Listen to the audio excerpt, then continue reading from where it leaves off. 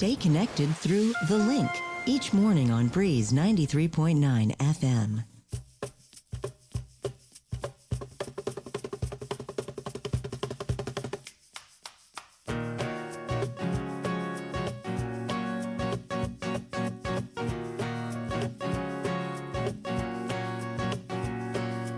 I was scared of dentists in the dark. I was scared of pretty girls and starting conversations. All my friends are turning green. The magician's assisting in their dreams. Ooh, and I come instead. 1, 2, 3, 4. Baby, running down to the riptide, taken away to the dark side. I wanna be a left-hand man. And I love you when you're singing a song, and I get a lump in my throat, 'cause you're gonna sing the words wrong.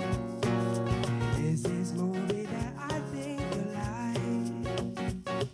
This guy decides to quit his job and head to New York City. This cowboy's running from himself. She's been living on the highest shelf.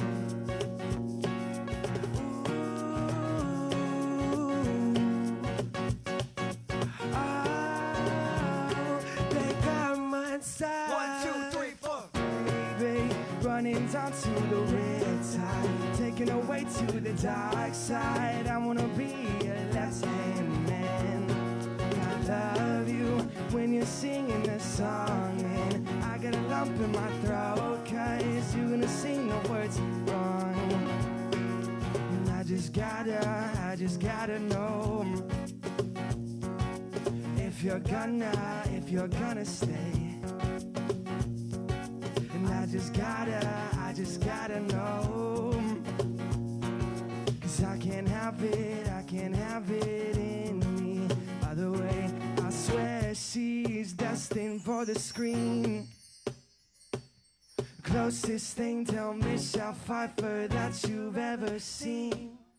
Baby, running down to the riptide, taken away to the dark side. I wanna be a left-hand man. And I love you when you're singing the song, and I got a lump in my throat, 'cause you're gonna sing the words wrong. 1, 2, 3, 4. Baby, running down to the riptide, taken away to the dark side. I wanna be your left-hand man. I love you when you're singing the song, and I got a lump in my throat, 'cause you're gonna sing the words wrong. 'Cause you're gonna sing the words wrong. Ooh. You're gonna sing the words wrong.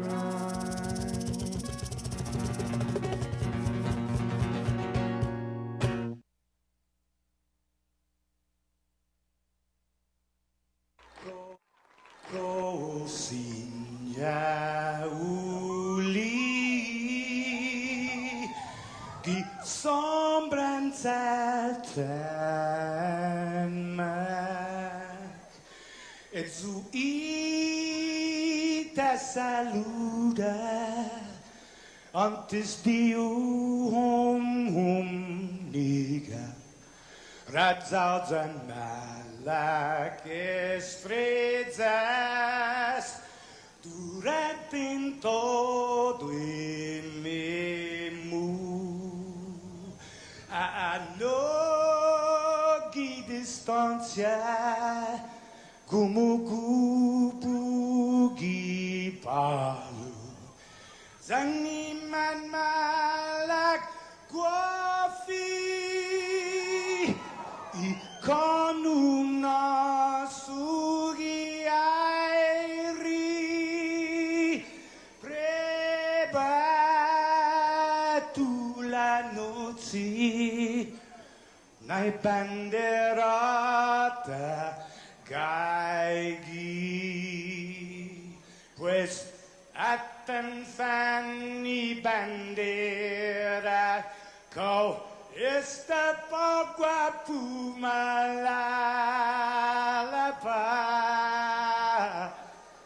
Gilog tanu man libri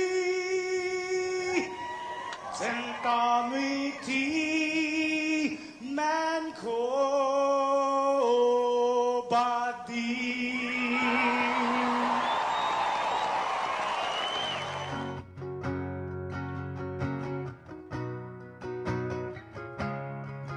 Fanogi chamoru Politanota Kantai matunonya gitoru iluga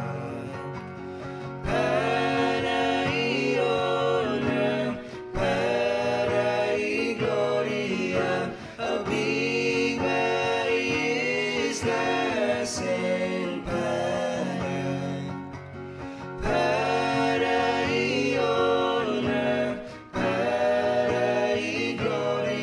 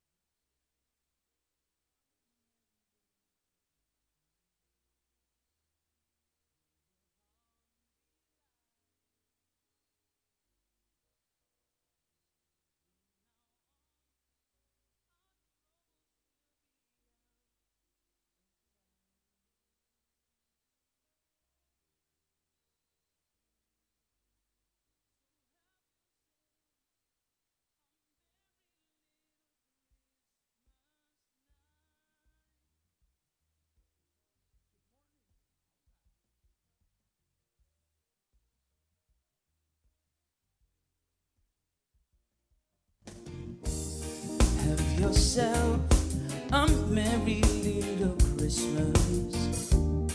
Let your heart be light. From now on, our troubles will be out of sight.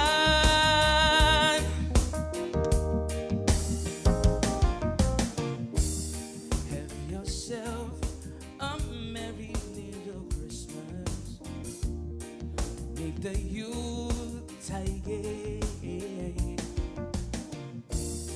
From now on, our troubles will be miles away.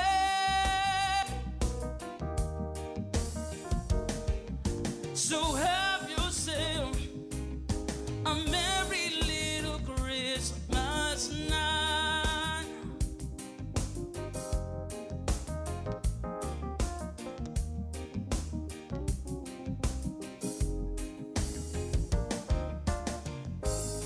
Here we are, as in olden days, happy golden days of yore. Faithful friends who are near to us, gather here to us once more. Through the years we will always be together, if the fates allow. Hang a shining star on the highest bar. So have yourself a merry little Christmas night.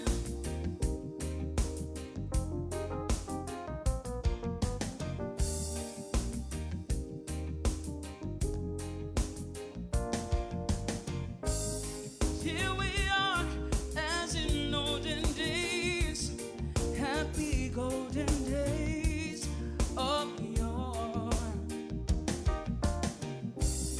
Faithful friends who are new. Merry Christmas. All right. Through the years we will always be together, if the fates allow. Hang a shining star up on the highest bar. So have yourself a merry little Christmas night.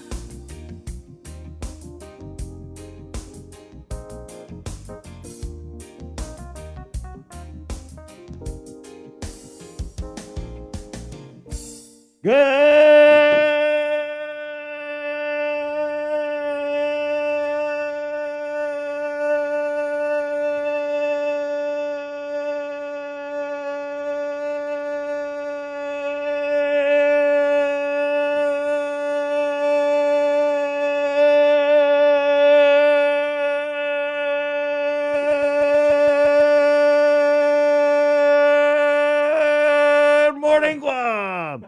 Huh. You kind of lost it there at the good.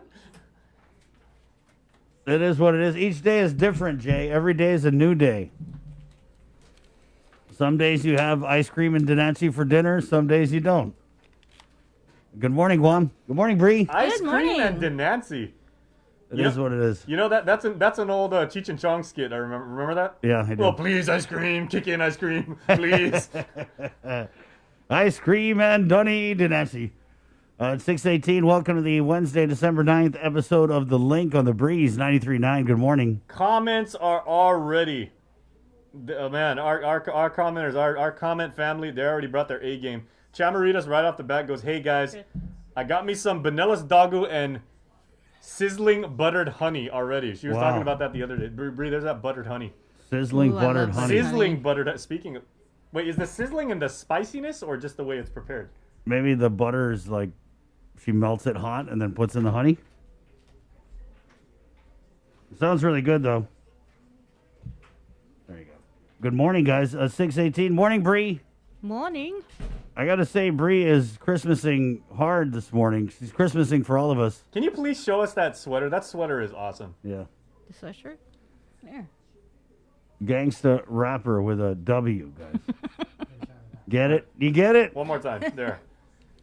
Gangsta Where'd you get that? rapper. I got this when I was on leave like a year ago. Got it in American states, Jay. They don't sell it in Guam because we're colonized.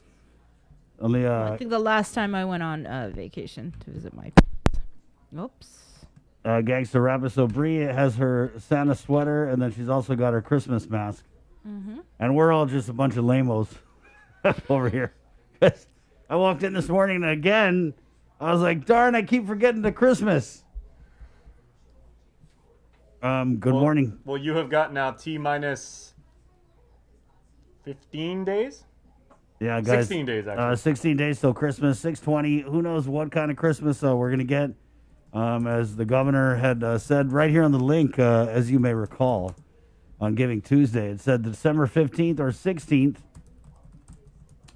that she would probably be announcing some easing in restrictions. And that's Tuesday, Wednesday of next week. So, of course, we'll keep you posted about that as the car score. It's holding steady at 2.1, which I can't figure out because there's a lot of other numbers that are moving around. And the car score is... 2.1. Yeah, it's 2.1. Yeah, that one kind of surprised me. It's like in the... Well, you're the math guy. Well, no, the hospitalizations went up slightly, right? Right. Well, guess what? We are getting the godfather of the car score this morning, Dr. Felix Cabrera, on to talk about, well, obviously we're going to talk about the car score, I'm pretty sure.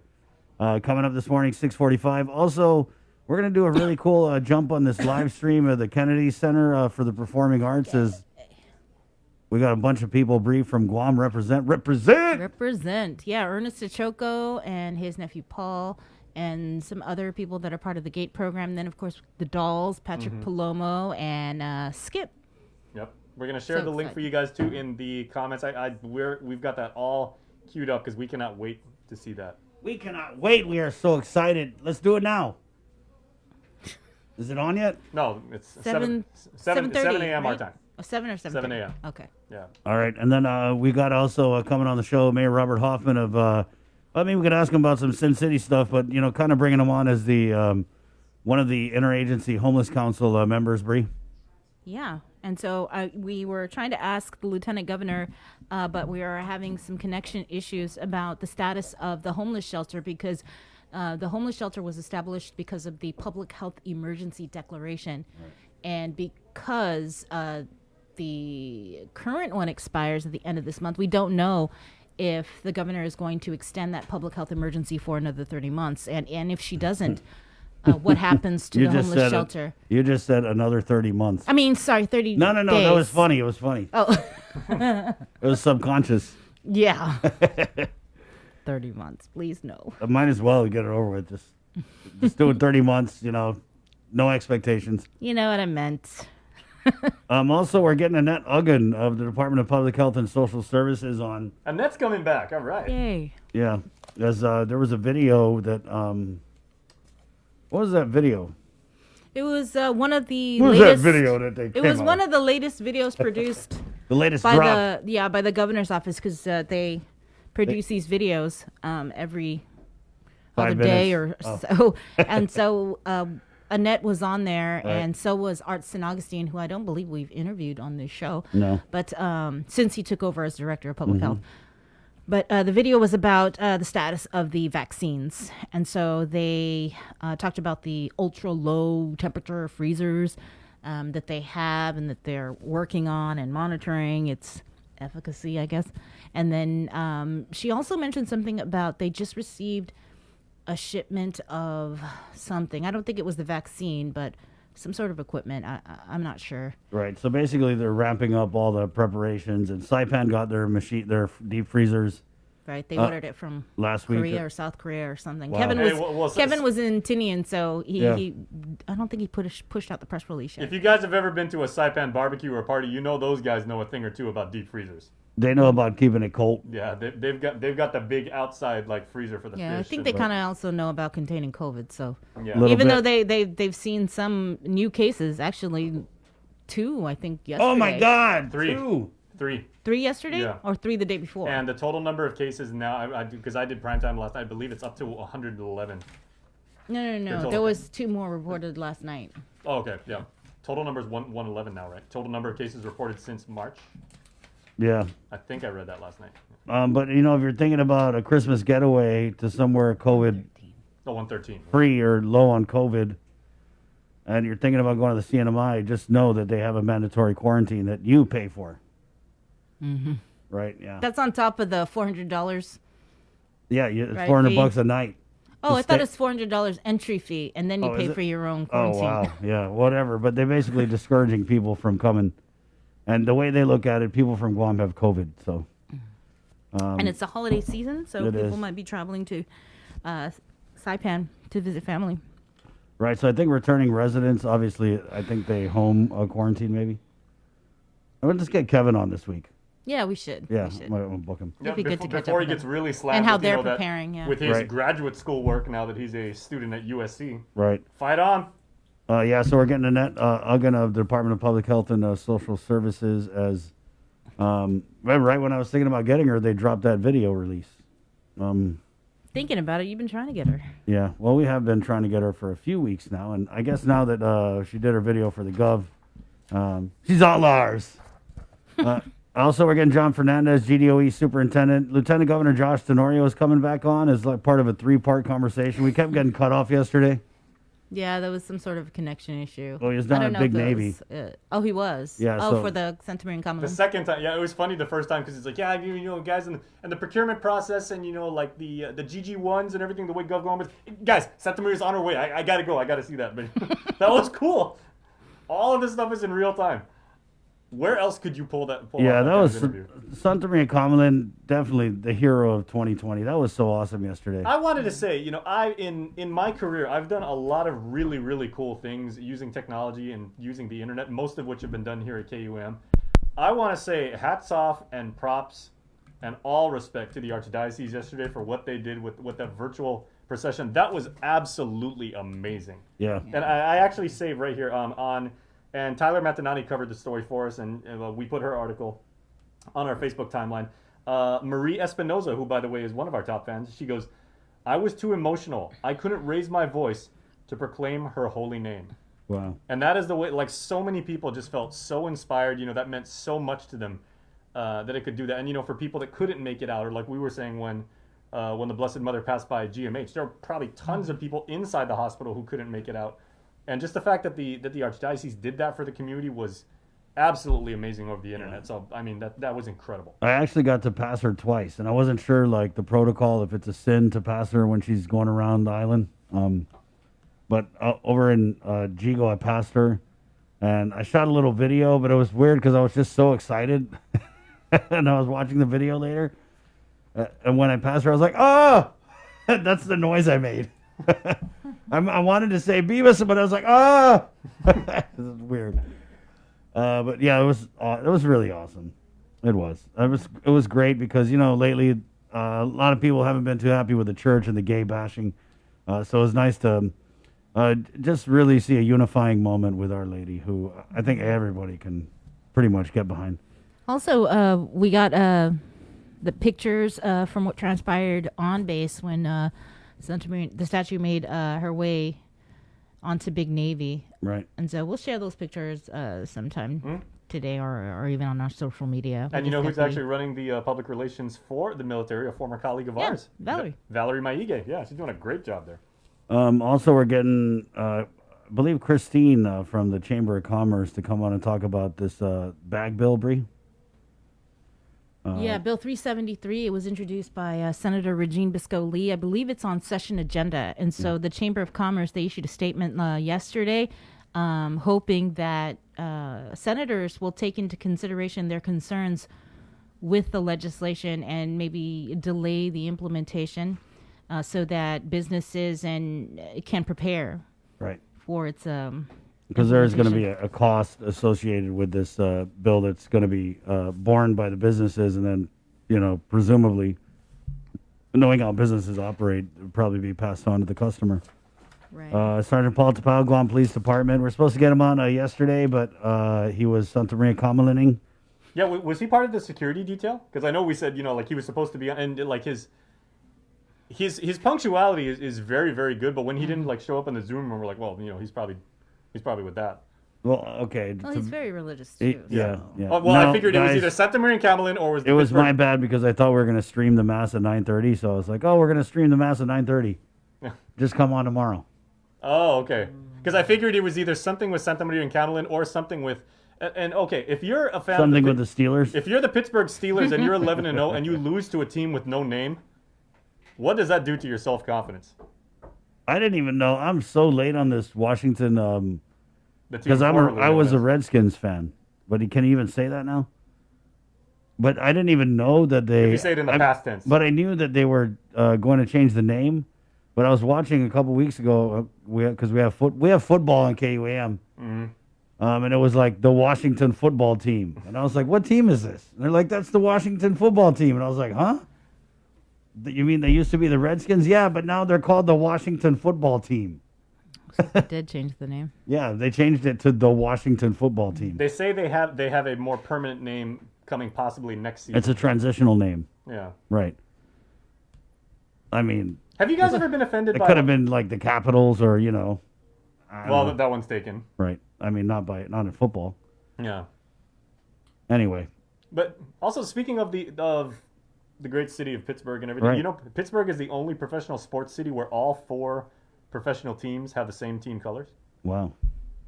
The Wiz Khalifa song, black and yellow, black and yellow. Yeah. That's because because the Penguins, the Steelers, Pirates. the Pirates, and the Penguins. Yeah, they all rock the black and yellow.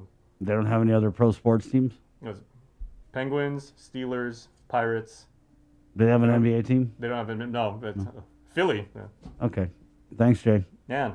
Okay, there are lots of breakfast recipes going on apparently, and coffee. Well, of course, it's very, very cold where you guys are to our family in the States. So everybody's saying what kind of coffee and or tea. It's kind of cold they're in here enjoying. today. That's why I wore a sweater. That's why Bree's wearing her sweater. But it's these cold winter months on Guam, when it gets down into, like 74. Ooh, wow, freeze wave. Okay, and Joser actually The had great an idea. winter of 020. Joser actually asked before we started our stream, and he goes, "At what point are we gonna start wearing like the Santa hats every day?" And I was like, "That's a very good I idea." know. Well, because he started celebrating in September, right? The Burr. What is that, sir? They said because we used to go to the Philippines. They're like, you go in September, you're like, holy moly, these guys are Christmasing already. I actually have a lot of the headband like hats. The reindeer horns. That and like little hats and little stuff. You Okay, can wear guys, on so your head. tomorrow, I should pull it out in the storage. Yeah, starting tomorrow, I'm gonna Christmas. Right. But so Joe, is it really because this was someone that told me in the Philippines? I was like, why do you guys celebrate Christmas so early? And they're like, oh, because we start celebrating it in the cold months. And I was like, what do you mean? The months that end with burr. And I was like, how is that cold? And they're like, oh, because burr, you're cold. So it is. There you go. That's true. the history behind it. Wow. So there you go. 6:32. Good morning, guys. The show's brought to you by Cabo Select Care, IT&E, and Cabo Enterprises. Good morning. Also, this morning we'll do a Cover Me from Burger King, as we're trying to get a lot of local Christmas on here during the show. And that is the show coming up. We might play this Quarantine Karen video we've been holding on to for a few days. So That's wild. it's the link on the breeze. What is the most covered song by local artists? We had a poll going when we were doing like our live local Friday segment. We said it at least in recent years, and Joser was thinking it either had to be. You mean like regular song? Yeah, like what local musicians, what song do they cover the most? It was either, and it was kind of like what was on the radio, what was on Spotify. It was either Meghan Trainor's "All About That Bass." Everybody did that, or Michael Jackson. Which one? Michael Jackson. No, or Valerie by Valerie. Everybody did Valerie by Yeah. Bruno Mars. Like every week somebody. Bruno did that. Mars? Wait, is that Bruno Mars? It's not Bruno. Oh no. Amy Winehouse, Amy made, Winehouse. It, made Oh, it famous, wow. but it was Yeah. actually done by another group. Yeah, the two most covered ones are Sunday Morning and Valerie. By Maroon 5. Yeah. Bob Marley. Yeah, everybody does Bob Well, Marley. when I was doing Live Local Fridays, it seemed like everybody would do Sunday Morning. It was almost like an eye roll, like, oh, God, not Sunday Morning again. I love that song. It's Friday, guys. Yeah, it's a great song. Oh, 6:34. no, everybody did the Jason Mraz song too, right? I'm Yours. Yeah. Yeah, that's another one. But I think they really do Valerie. I've And heard Jason so Mraz is many- the only guy to like cover his own music. He'll do like different versions and like. Well, I'm Yours. There were two. There was the acoustic one, which was really on an electric guitar, but it was just him and the guitar. And then How you does had that the. song go again? Oh Oh no, Jace, how does it go? Why don't you ask the singer? I I woke up this morning and I ate something Nancy. I'm sorry, Jason, can you do that again? Okay, see, and this is why people cover it because you know, like, Jason, we're waiting for you to sing. I don't even know the words of it. So something and something, laugh. But okay. Now we must say, we're not going to be. We must say that, okay, Jason finally won something this week. It was revealed on the link. In case you missed it, you missed a lot. Jason is actually the best singer in the room. Simon Sanchez Drama Club, class of 1992. Thank you very much. He can do Michael Jackson. He can do Earth, Wind, and Fire. Which now I just see you in a totally different light, bro. Now it's like, I knew you were cool all these years. There's a connection. Yeah, now I feel like... I gotta come. Singer to singer. I gotta come. I gotta come. Singer thing, Jay. I gotta come into work tomorrow, like rocking the Jerry curl. It's a singer thing. I'm surprised he's not performing at the Kennedy Arts Center. No, nowhere near that good. I mean, He's the pre-show. we have some top level talent coming up for you guys. Trust me. Hey, it's 6:35. Let's go and jump into the news now with the very latest. Kennedy Center. I can't even hope to get a Kennedy Center. From the KUAM News team, Sabrina Salas-Mantanani. Good morning, Sabrina. Off today, everybody. The Guam Police Department's Criminal Investigation Division has been activated to investigate an aggravated assault complaint that occurred in Easton Segundo Leon Guerrero Street in Tamuning. According to police spokesperson Sergeant Paul Tapau, a 54-year-old man was transported to GMH for injuries sustained from the incident. As reported, officers at the scene told KUAM the injured individual was found on the ground and transported to the hospital. GPD detectives, in the meantime, are also investigating an injured person's report that occurred yesterday in Afami, Sinahanya. Tapau says a 77-year-old woman was transported to Naval Hospital. No other information was provided. Murder defendant Joshua Polocious' trial is expected to occur this month with jury selection set for December 21st. Polocious is accused for the deadly shooting of Keith Castro, the incident occurring at a Jigo home in July 2019. Castro was allegedly struck with a metal baton by defendant Thomas Titano. Polocious then allegedly pulled the trigger, killing Castro. Titano has since pled guilty to aggravated assault and criminal mischief charges. During the pandemic, it's been difficult for the case to head to trial as well. Prior defense attorneys withdrew from the case due to conflict. Polocious will now be represented in trial by newly appointed defense attorney Tom Fisher. When senators return to session this morning, the Guam Chamber of Commerce is hoping they'll take into consideration or their concerns into consideration about Bill 373. The chamber is asking lawmakers to consider a year delay in implementation of the legislation to provide not only businesses but the people of Guam an opportunity to plan and implement new strategies in the absence of plastic and paper bags. The measure was introduced by Senator Regine Biscoe Lee in July and had a public hearing in October. Bill 373 would ban carry-out paper bags at retail stores and wholesale establishments. According to a statement from the chamber, we are still in the midst of an economic disaster the pandemic has caused for our people. The loss of jobs and businesses are at a magnitude that will take years to recover from.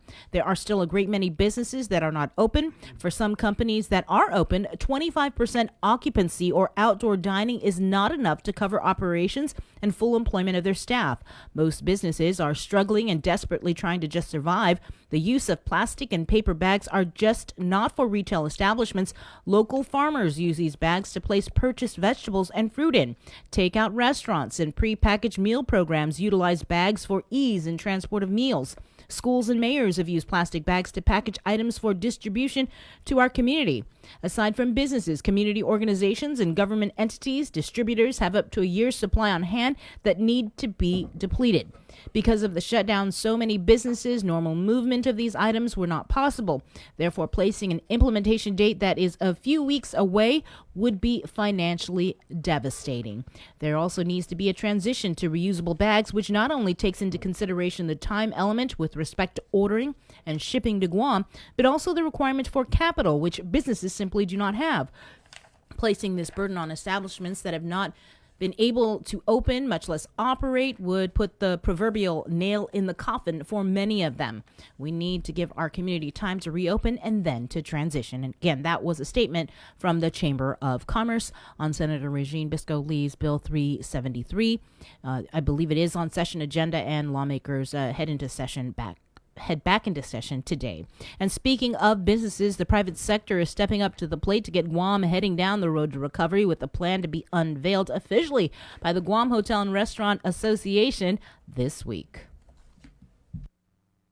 The pandemic paralyzing our economy. This has gone on long, far too long. The pandemic paralyzing our economy. This has gone on long, far too long, and we've lost a lot of good businesses already. GHRA is rolling out plans to get Guam's economy back on the road to recovery. It's a plan that calls for rapid mass testing, and all in, Guam Contractors Association Safety Committee member and LMS Construction Safety Manager Vince Solis. If we provide this rapid response testing, if we continually do so week after week or month after month, it'll at least give us a foundation of what to do next and how to better prepare ourselves for our businesses to stay open. For me, it's to show that we're doing something. The Tana Homlu y Islata, or Let's Heal Our Island plan, is a comprehensive community-based initiative with three main goals. 1, to stop the spread of the coronavirus and save lives. 2, to get Guam open and get people working. And 3, provide a solution that balances science and cost. The way it works is that GHRA would create a rapid response team that would coordinate bi-weekly mass testing of employees of businesses that are part of the program. GHRA's partners, such as the American Medical Clinic and California-based company The 360 Clinic, would help with the testing, tracking, contact tracing, and surveillance. Bottom line, it would ensure a healthy local workforce, and instead of being shut down, businesses would be able to demonstrate and provide proof that they're containing COVID. And I think that's part of what's not fair right now with businesses, is that they're not getting the opportunity to show that, hey, I'm doing something about this. Keep me open. Allow me to pursue my business vision and stay open. The GHRA plan is meant to augment public health's pandemic response, and aside from implementation in the private sector, they are hoping to also include the rapid testing program at agencies such as the airport, Port Authority, and the Department of Corrections. The plan has been presented to the governor in hope. And with more news, here is Tyler Matinani.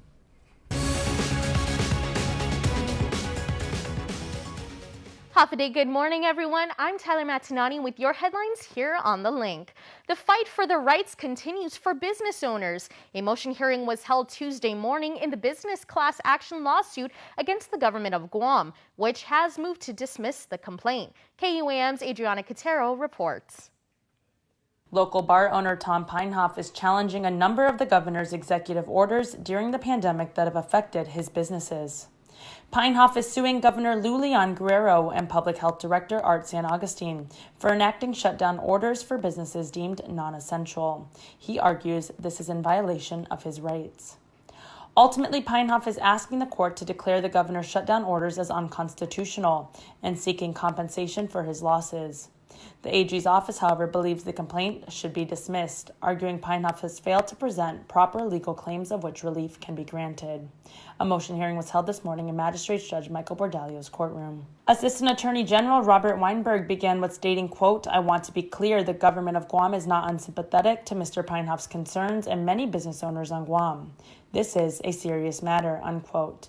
In addressing Peinhoff's legal claims, Weinberg argues the due process is not applicable in this context, and individual capacity claims are nothing but debate on constitutionality from all being affected across the world during the pandemic.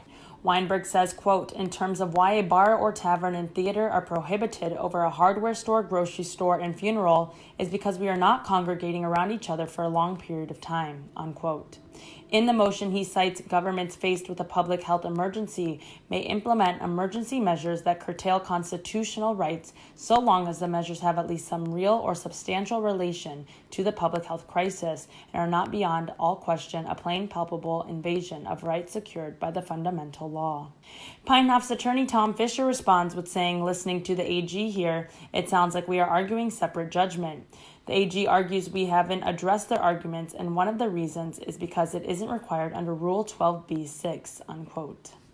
Further, he argues, quote, the right to make a living is a fundamental right. There are many ways in which a bar owner or tavern owner can operate safely following guidelines. That is doable, unquote. The court is taking the matter under advisement and plans to issue a recommendation to Chief Judge Francis Hidinko Gatewood. Reporting for Guam's News Network, I'm Adriana Cotero. Planning continues for the distribution of COVID vaccines once they land on island. With the latest is KUAM's Peter Santos.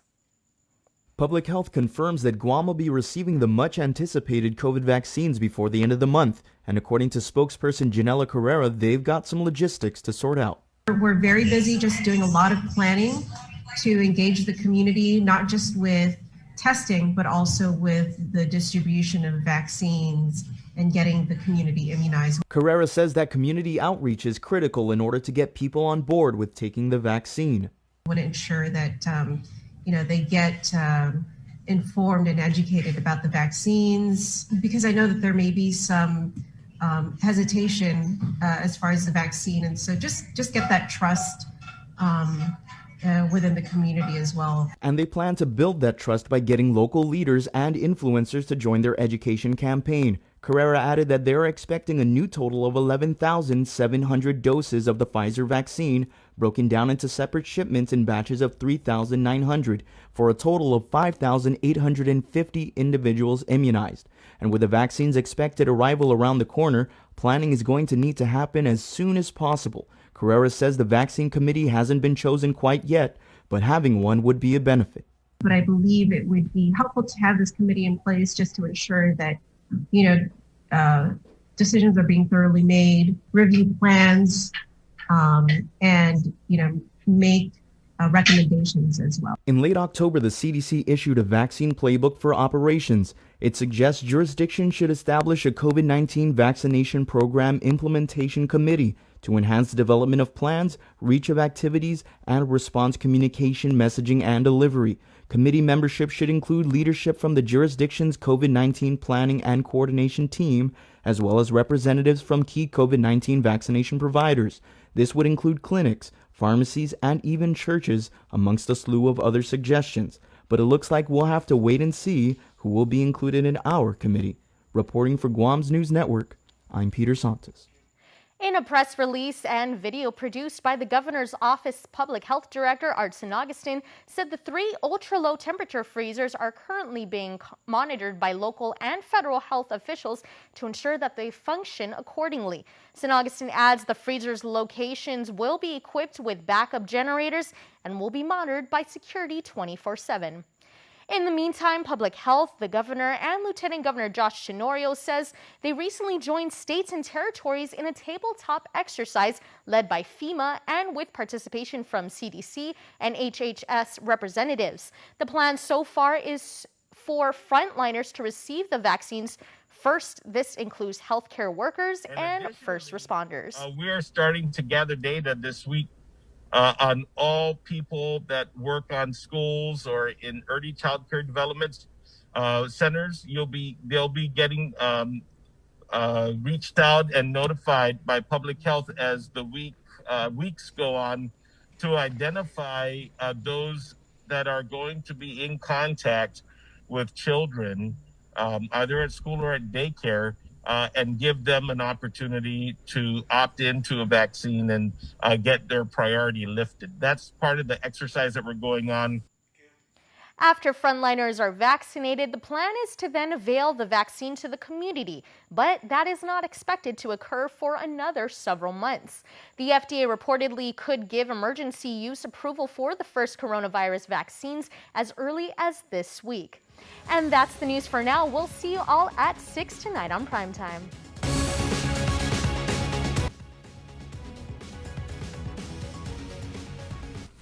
Thanks, Ty. 7 people were reported with COVID-19 Tuesday out of 177 test samples. This brings the total amount of officially reported cases of the virus on Guam to 7,026, with 665 active cases, more than 6,200 recoveries, and 113 deaths. 33 people are currently hospitalized with the virus, 10 under ICU care, and 8 receiving ventilator support. Guam's CAR score is 2.1. Meanwhile, in the CNMI, there were 2 reported confirmed cases. The individuals were identified by travel screening and confirmed diagnosis through 5th-day testing. The individuals have been safely in quarantine and were moved to the designated isolation area for close monitoring. The CHCC has already initiated contact tracing for the most immediate contacts of the new confirmed cases, including passengers that were on the same flight. This brings the total number of COVID-19 cases in the CNMI to 113 since March. President-elect Joe Biden continues to make decisions about who will fill out his cabinet, while both the outgoing and incoming administrations are focused on how to get coronavirus vaccines to Americans. Natalie Brand has more details. President-elect Joe Biden is meeting with civil rights leaders later today to discuss increasing diversity among his top cabinet posts. As we promote a diverse cabinet, we also understand that the policy priorities that come directly from the president-elect and the White House is more important than anything else. This comes as CBS News has confirmed the president-elect intends to nominate retired General Lloyd Austin to be his Secretary of Defense. If confirmed by the Senate, he would be the first black man to hold the position. Mr. Biden is also formally introducing his top picks for his health care team, including California Attorney General Javier Becerra to be the Health and Human Services Secretary.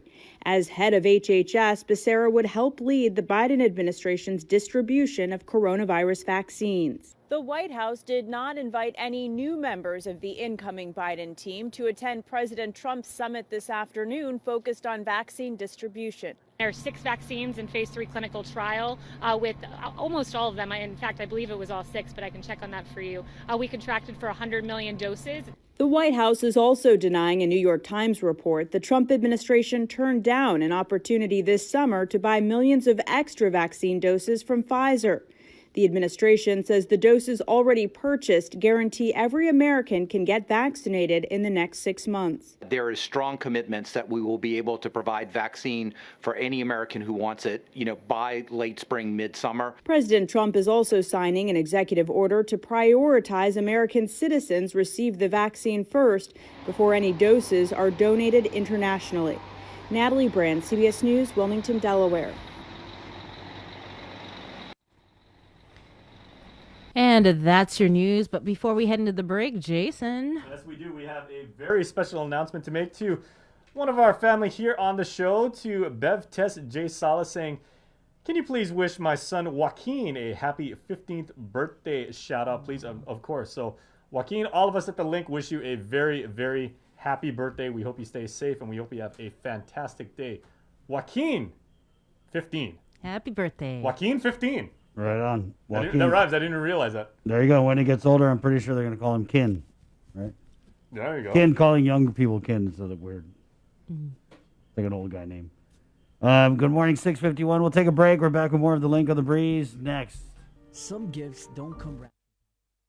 Hey kids! With the best holiday of the year approaching, KUAM has arranged a way for you to make sure Santa knows what you want for Christmas. Santa and Mrs. Claus have set up a virtual mailbox at KUAM.com with help from your friends at Dial Rent to Own. This is a chance for you to write your very own letter to Santa. Have an adult download the letter form, fill it out with your Christmas wishes, and send it in to us at letterstosanta@KUAM.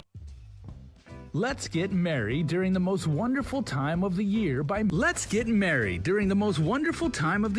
making spirits bright. KUAM and its community partners, McDonald's of Guam, Coast 360 Federal Credit Union, Office of the Governor, Island-Wide Beautification Task Force, and the Guam Museum want to highlight your decorations and lights by flooding the social media pages of KUAM with your videos and photos. Finish your holiday setup, snap a few shots or video of your delightful display, and send it to us through social media or email them to promotions@kuam.com. Check out our posts every Friday or tune in to KUAM News Weekend Edition for a special montage of the submissions certain to be making spirits bright with every broadcast. Warmest holiday wishes from McDonald's of Guam, Coast 360 Federal Credit Union, Office of the Governor, Island-Wide Beautification Task Force, the Guam Museum, and KUAM Communications. Breaking news! This just in, Santa has a combined $4,000 to give away for Guam's best outdoor holiday display. Submit your outdoor display for a chance to win cash prizes. All submissions will be posted on our Facebook page, and the top 10 most liked pictures or videos wins a special cash prize to make your season even brighter. Visit KUAM.com for more details. Holiday federal employees and annuitants, the open season is here.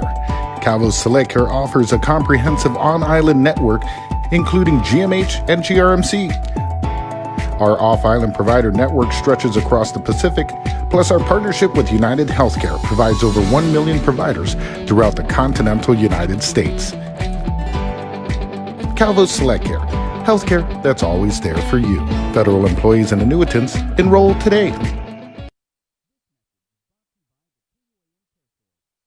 Kids, with the best holiday of the year approaching, KUAM has arranged a way for you to make sure Santa knows what you want for Christmas. Santa and Mrs. Claus have set up a virtual mailbox at KUAM.com with help from your friends at Dial Rent to Own. This is a chance for you to write your very own letter to Santa. Have an adult download the letter form, fill it out with your Christmas wishes, and send it in to us at letterstosanta@KUAM.com. Santa will read every letter submitted, but you may be chosen to join our Christmas Zoom party where you get to talk to the big guy himself on December 19th. If you're chosen, you will receive a special emailed invitation for you to attend the virtual fun. Stay informed with the stations and platforms of KUAM for all the details, and make sure you are being nice and not too naughty from today until Santa comes to visit. Letters to Santa is brought to you by Dial Rent to Own and all the L's at KUAM.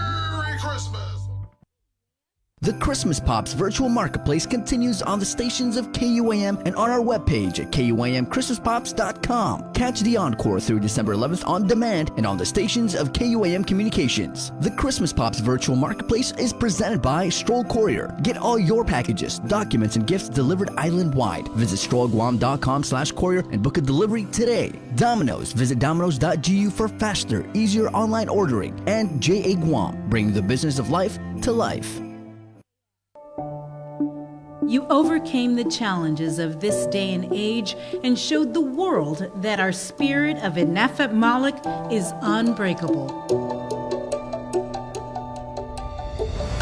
Siduas Maasi to all our community partners who helped the KUAM Care Force in giving back this year. And thanks to you especially, the people of Guam. Your kindness and generosity gave hope to so many in need this year. Let Giving Tuesday be the spark that keeps the spirit of generosity going throughout the year. You're watching The Link with Chris and Sabrina on TV 11. Stick around because we're next on CBS This Morning. We got your 6. At 6 a.m. with The Link on Breeze 93.9 FM.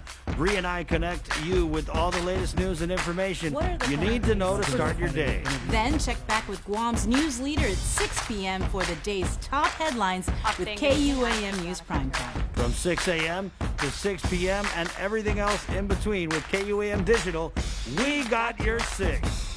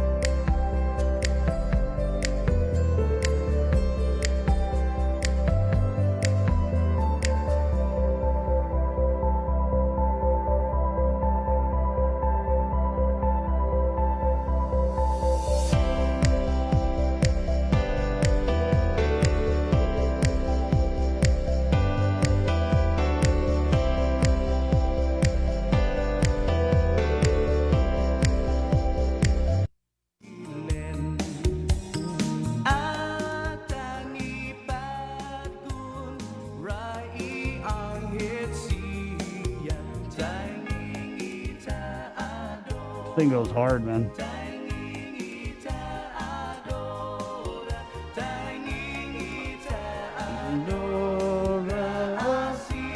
Come on, guys.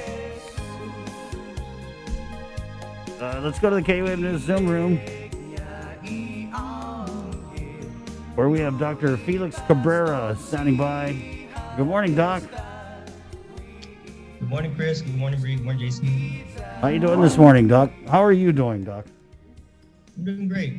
Hanging in there. Right on. That you getting any of that? How was it? The COVID fatigue? I can't complain because especially with the amount of fatigue that the persons working in the hospitals and extending themselves so much that really I can't complain. Given that compared to them and what they've put up for us. Amen. There's always someone more tired than us, and I'm pretty sure the frontliners are. You talk about fatigue, Doc, holding it together. So it's good to see that they're getting a little bit of breathing room with the decrease in hospitalizations, right? But let's just jump right into the CAR score. So right now it's 2.1. Is that the most updated figure that we have, Doc? Yeah, from that was released on Monday night. Did not get recalculated last night because of the holiday, but should be updated this evening. What do you anticipate it being this evening?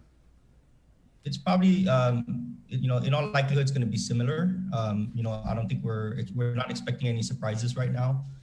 So it's going to hover around there. It's going to be around 2, probably even lower than that if there's not too many differences. So we'll see.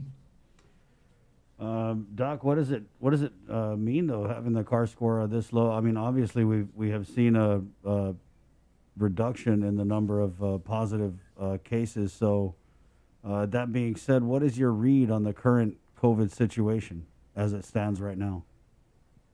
Well, again, thinking about what the CAR score represents, right? So it represents a lot of our actions and the decisions we made as a community, going 1 to 2 weeks back, even. And so right now, what that's telling us is that we as a community have made some good decisions, and we've adhered to the 3 Ws and had the willpower to do that.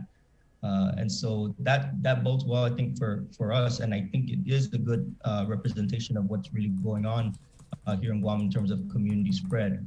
Now, we're still trying to see what Thanksgiving meant in terms of community spread here. We thought that probably beginning of this week was the beginning of a good representation, and so far that's good. It's saying that for the most part we did do well during Thanksgiving, but it's still a little bit too early to say that with conviction. But so far it looks good. What is the timeline that we would expect to see whether or not we were naughty for Thanksgiving? Well, we want to think about it in terms of of incubation periods and so forth. So, if it takes about 5 days for you to show symptoms or to present yourself, and then you want to do several rounds of that. So, so you do 10 days, 15 days, something like that. So a 2-week marker would be definitely a point where we would see that, and that 2-week number would be toward the end of this week, actually, when we would actually get, good eyes on that. And if we continue on this trend, then that definitely does tell us, and it tells us with even better certainty that people did follow the governor's advice and really did their part to help strive for 5 and to get that CAR score below. And it matches up because by this weekend, if we remain below 5, that would be about the 2-week mark, the 14 days that we need to prove to the governor that we truly can practice a major holiday here on Guam and do it responsibly. And so with that, hopefully that allows us a little bit more liberties as we go through the rest of this holiday season. Doc, Public Health, they had their mass community testing with the Binax Now almost every day last week. And Public Health has said that, the turnout was kind of low. I'm looking at the numbers from yesterday that was released by the JIC last night. It was just 177. Are we seeing less people that are exhibiting symptoms, and that's why we're seeing such low numbers? Yeah, I think that I think maybe public health, they shouldn't be so hard on themselves in terms of saying that the community presence was low. They had a certain bar that they were willing to be able to do, or they knew that they had the capability to do. It doesn't mean that we have to do all of it on those specific days. But the way I would interpret is that they did enough. They did enough for us to show that we were doing a good sampling of the rest of the community. And again, this was not symptom-based. This was open to everybody. Mm-hmm. And that was a portion of what the total tests were for each of those days. And so that had a good representation. There's a good mix of antigen testing and a good mix of molecular or PCR type testing. And so with that balance, it gave us we felt more comfortable that this is actually a better representation of what really is the prevalence in the community. So it served its purpose. It also allowed them to really work out a lot of the kinks in the process. And so that was very, very helpful in terms of with that type of testing and the different way that you get the results before you leave, and that's pretty remarkable when you think about it.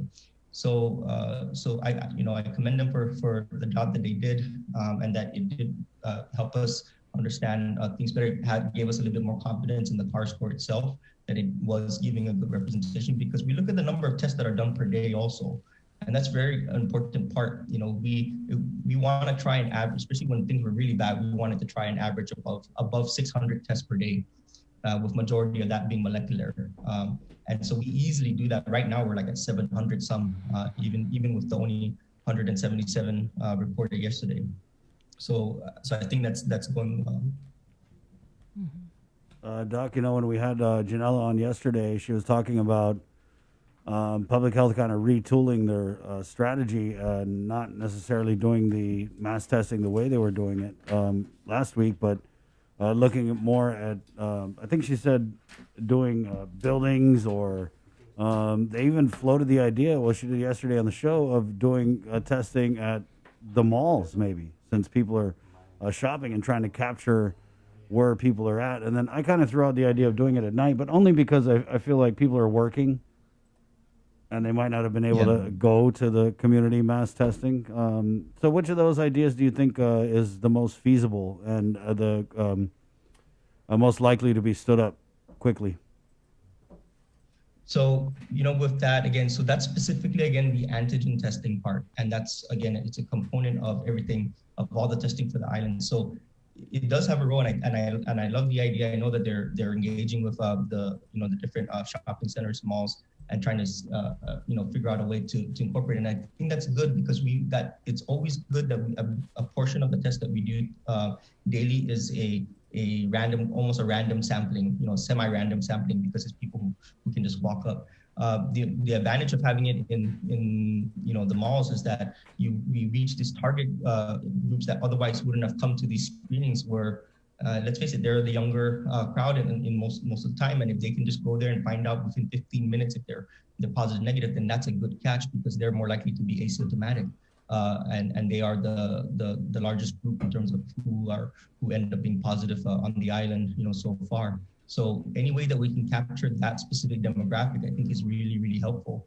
And we need to think about different ways. Again, antigen testing itself is really the most valuable when it's done on a repeat basis. Again, so the example being like hospital workers or college students at the college, where they have to get tested frequently. Maybe not everybody once a week, but a sampling of everybody once a week. Of the whole population, and doing that, that's where you start using testing as a preventative tool, as opposed to just a diagnostic tool. And this is the one way that we can really do it well. So are you saying that we should just do away with this mass community testing because it's kind of like a one and done, or what? No, what I'm saying is that we can incorporate it where it becomes more of integrated in daily activities in certain ways. So if you go to the mall once a week, for example, then maybe it's available there and you get your test once a week at that time. And so it just needs to shift in a way that's more accessible. I think that's the key part. And as you mentioned, I think part of the reason why they didn't get us numbers as they potentially could have was because it was during 9 to noon. A lot of people are at work, and And so that was the part there that was a barrier. So doing it at different times is important. We know that, for example, contact tracing is much easier to do. We start calling around in the evening as opposed to during times when people might be at work. So, same concept goes with testing, and that's where we'll probably get a better turnouts in those regards. Are you involved with any of the planning for the vaccine distribution?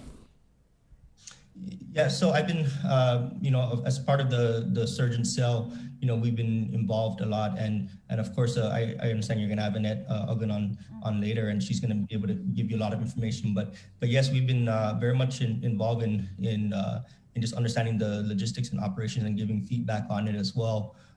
Part of what I've been asked to help with is also mostly the public education about the vaccines themselves, from a physician standpoint, of course, and try and ensure that if there's any misinformation that comes out, that we rapidly address it and really do our best to help ensure that everybody understands the facts behind the vaccine. And so, I'm happy to answer any of those questions that may be on the clinical level. Okay.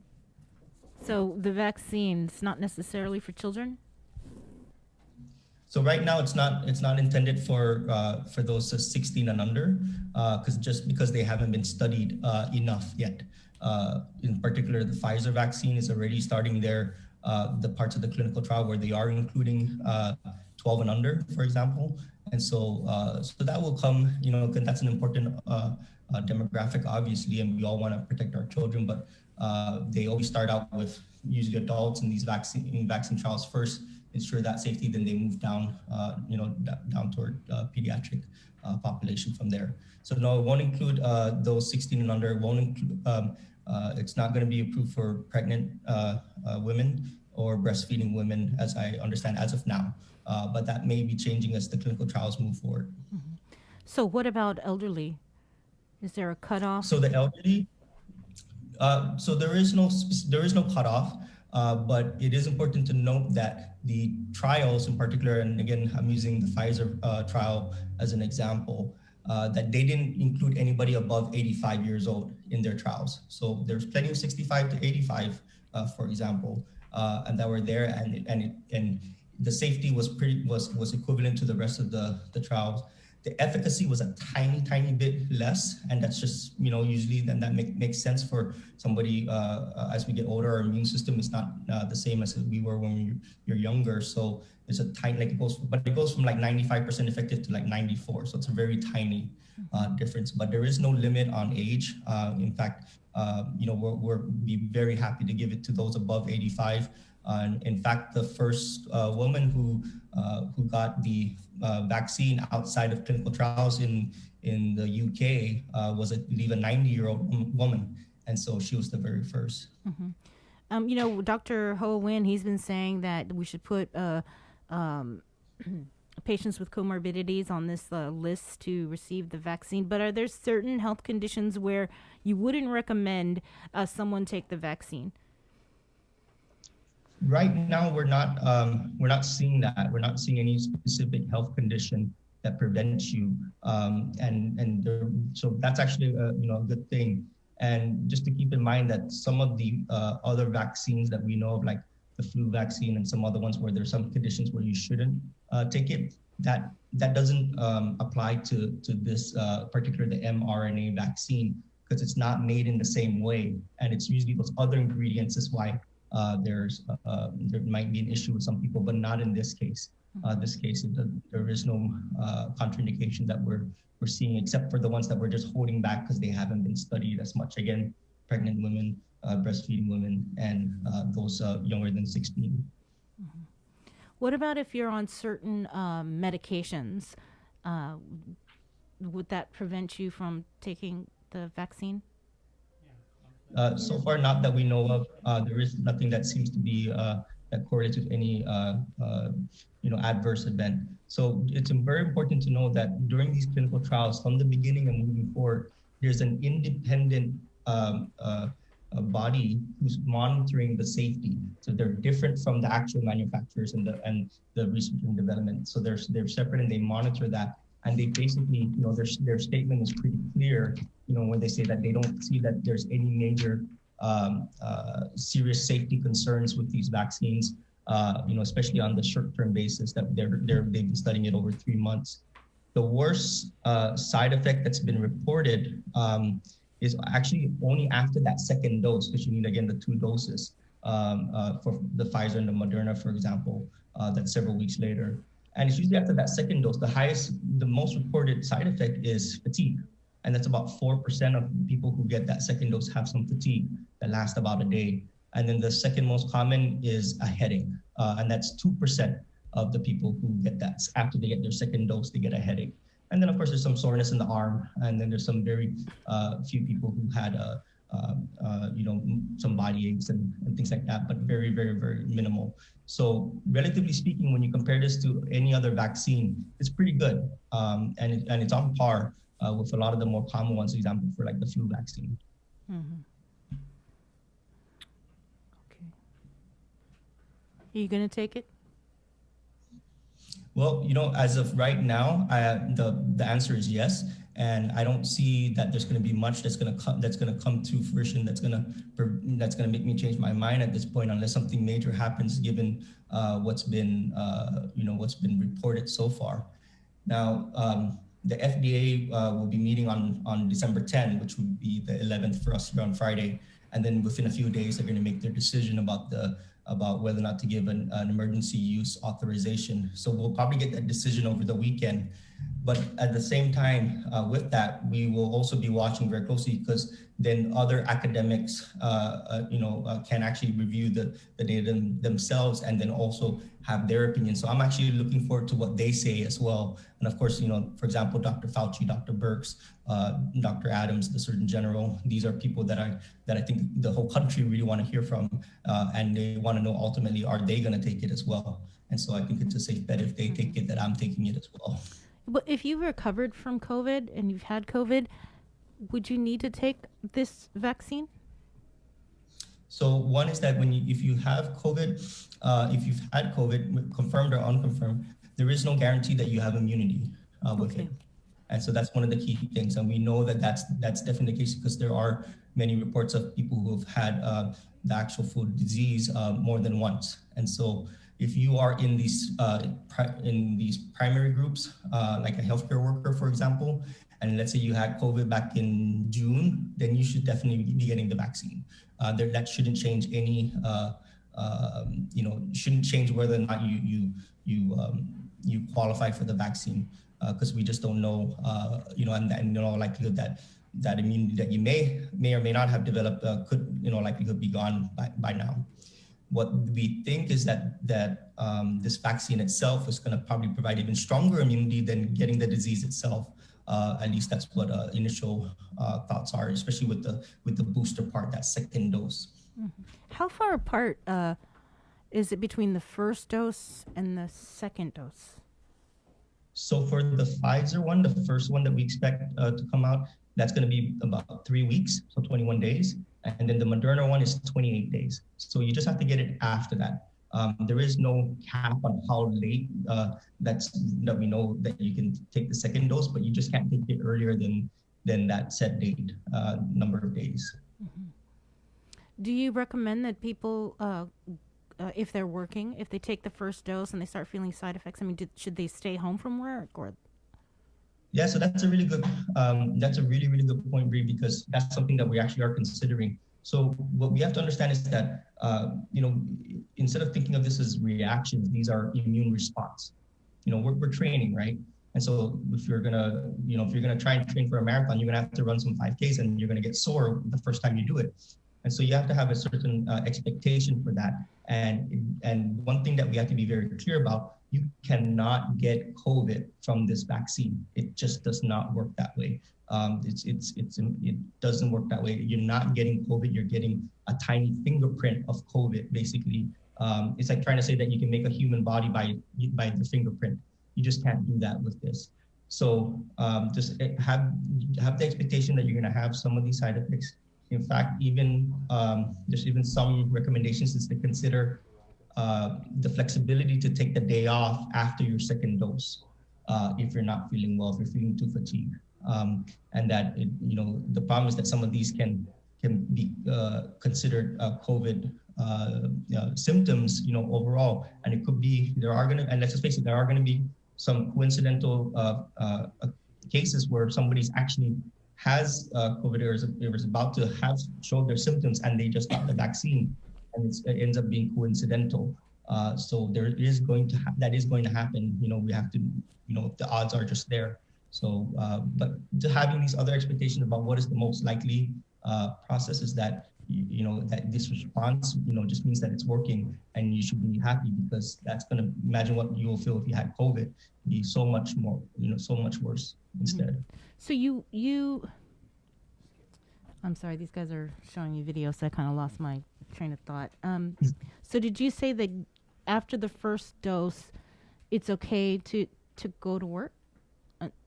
Yeah, absolutely. It's definitely okay to go to work. And again, in any of the response symptoms are even less likely after the first dose. It's usually after the second dose is where you're more likely to get some of these responses, but again, very low. About 4% or less have any symptoms. Mm-hmm. So again, you can't catch COVID after you take that first dose, between the first and the second dose. What I want to be clear is that the vaccine itself doesn't give you COVID, cannot give you COVID, but there is the possibility that you may still catch it just from the community, right? Because you are likely not that have fully built immunity between those two doses. In fact, they only started testing the immunity 7 days after that second dose. So that's what the trials actually looked at specifically. And so in understanding that, and again, it's 95% effectiveness, and that's very, very high. But that means for every 100 people, 5 of them are gonna still be susceptible to COVID to get it naturally. And so, but we have to remember that the World Health Organization basically said if we had a vaccine that was at least 50% effective, that would have been good enough to really eventually lead to the end of the pandemic. So to have something that's 95% effective, we basically can't ask for anything better when it comes to vaccines. Right. Yeah. In all reality. Yeah, I just asked that because if the frontliners are getting the vaccine first, right, and between the time from the first dose and the second dose, how are they going to be able to work during that time frame? So that's just, I was just curious about that. Yes. So the key thing that we absolutely have to understand here, and this is probably the most important point I hope to make this morning, is that the vaccines are a long-term preventative measure for the community, long-term. Our 4Ws is still our immediate preventative method, right? So washing your hands, watching your distance, wearing your mask, and having the willpower to do it all the time, even if you got the vaccine. So that's the key part there. And we know this very clearly that even looking at, as we move forward through all the way till spring into April, that masks are still going to be way more effective than the vaccine in terms of halting community spread. So it's not until maybe past April, and that's with an aggressive vaccine program throughout the country, is that not until into spring will the vaccine start now having more of an impact than masks. And that's a long time from now. So that's a key point that we have to really understand, that this is only the beginning of the long-term solution. And it's going to take a while before that long-term solution is fully put in place. So until then, we still do what's the most effective, which is, again, our 4Ws. Right. Doc, so let me ask you this, right, because there's people who are going to look at these numbers, all 7 positives. We've seen the decline in hospitalizations. I know there's people out there who are saying, oh, it's over. Well, let me say this, is that right now, they're still continuing to do seroprevalence studies, which is basically saying, about how many people have actually gotten COVID in certain states. Unfortunately, Guam wasn't one of them, but they included like Puerto Rico and DC. But, the state that has the highest percentage is New York, with about 21% or more, or a little bit more. That means that still, and then most places are in the single digits, less than 10%. that means that a majority of the country, there's still 90% people who are still susceptible to it. So there's no way that this can be gone, and that it's still very much a threat. And there's still basically a huge pool of potential spreaders or people that can get infected and spread it to others. So we could see another August, September, October very easily here on Guam in the next 2 months. We could see that same thing happen, if not worse. One question from our viewers. How about cancer patients? Can they take the vaccine? Yeah, and so right now there's nothing that appears to preclude them from getting the vaccine. And in fact, they're probably the ones that we would definitely want to have vaccinated. They'll be higher on the list. In particular, they have active cancer disease or are receiving active therapy that suppresses their immune system. So just because you have one medicine that suppresses your immune system doesn't mean your whole immune system doesn't work. We use the other side that's probably going to still work to make the vaccine. So they'll be on some of the higher priority list. But again, that priority list is being made, and it's a flexible list. But right now, what's clear is that it's going to be healthcare workers, those in nursing homes, and then of course the frontliners as well. And in likelihood, that order is how they're going to be given out. And then from there, it's going to be flexible based on what the number of vaccines we have available. All right, Doc. Thank you. Was there anything else that you wanted to make sure people knew about with this vaccine before we let you go? No, I think that's we'll continue to watch it very closely. The safety of our people is number one, right? But we cannot make perfection the evil of good. And so this is not going to be a perfect vaccine. This is not going to be a perfect rollout. None of this is going to be perfect, but we can't stumble ourselves over that part. And we have to accept that we have to take steps forward. We have to take certain risks, especially when the benefit is so potentially large. And so with that, I know that there's still a lot of people that are hesitant about it, but I promise everyone here on Guam and everyone who can hear my voice is that I will get this vaccine when I feel fully confident, and when I feel confident that even I would recommend it for my own family. And if you see that, then I think that hopefully will be a good endorsement.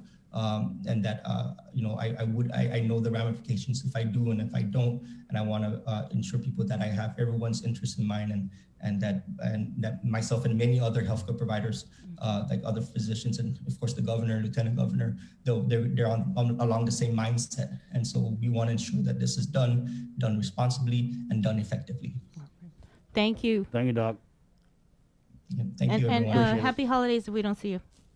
Merry Christmas. Thank you. Happy holidays too. Take care. Thank you for everything you're doing, and stay safe. Of course, Doc. Take it easy. Dr. Felix Cabrera of the Physicians Advisory Group. Guys, we're going to jump in. We have a few minutes here to share.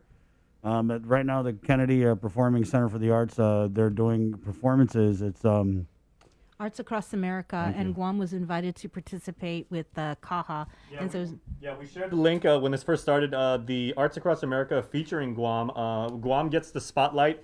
It started out with Patrick Palomo, who played a medley of Chamorro waltzes that he composed. You're watching right now, you're looking live at the Kennedy Center's Facebook live stream. And these are the Skip Kids, of course, under the tutelage of Terry Knapp. They've been doing this for, 40 odd years. They had a traditional island, there we go, we got some audio there. And they did a traditional island performance, and these are the showstoppers and some of the performances that they do when they compete nationally and internationally. We've had at least 2 or 3 of the KUN kids over the years, be members of this showstoppers. I mean, these are award-winning performers. I mean, they're incredibly competitive and internationally respected. Yeah, under the tutelage of Brian Esperon. Right, yeah. Who just got some award of 1 million YouTube followers. Who, by the way, is basically the choreographer for the Cardi B dance. Right. Oh yeah. Yeah.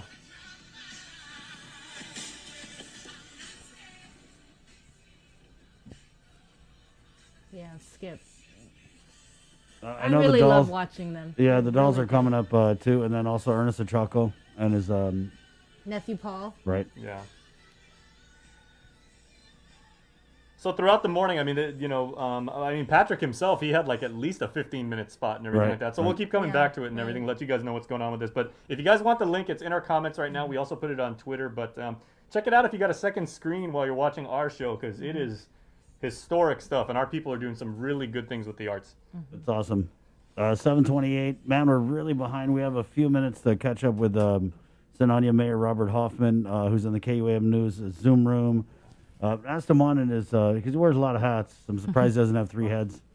Asked him on for his role to kind of speak on the Interagency Homeless Council. Good morning, Mayor.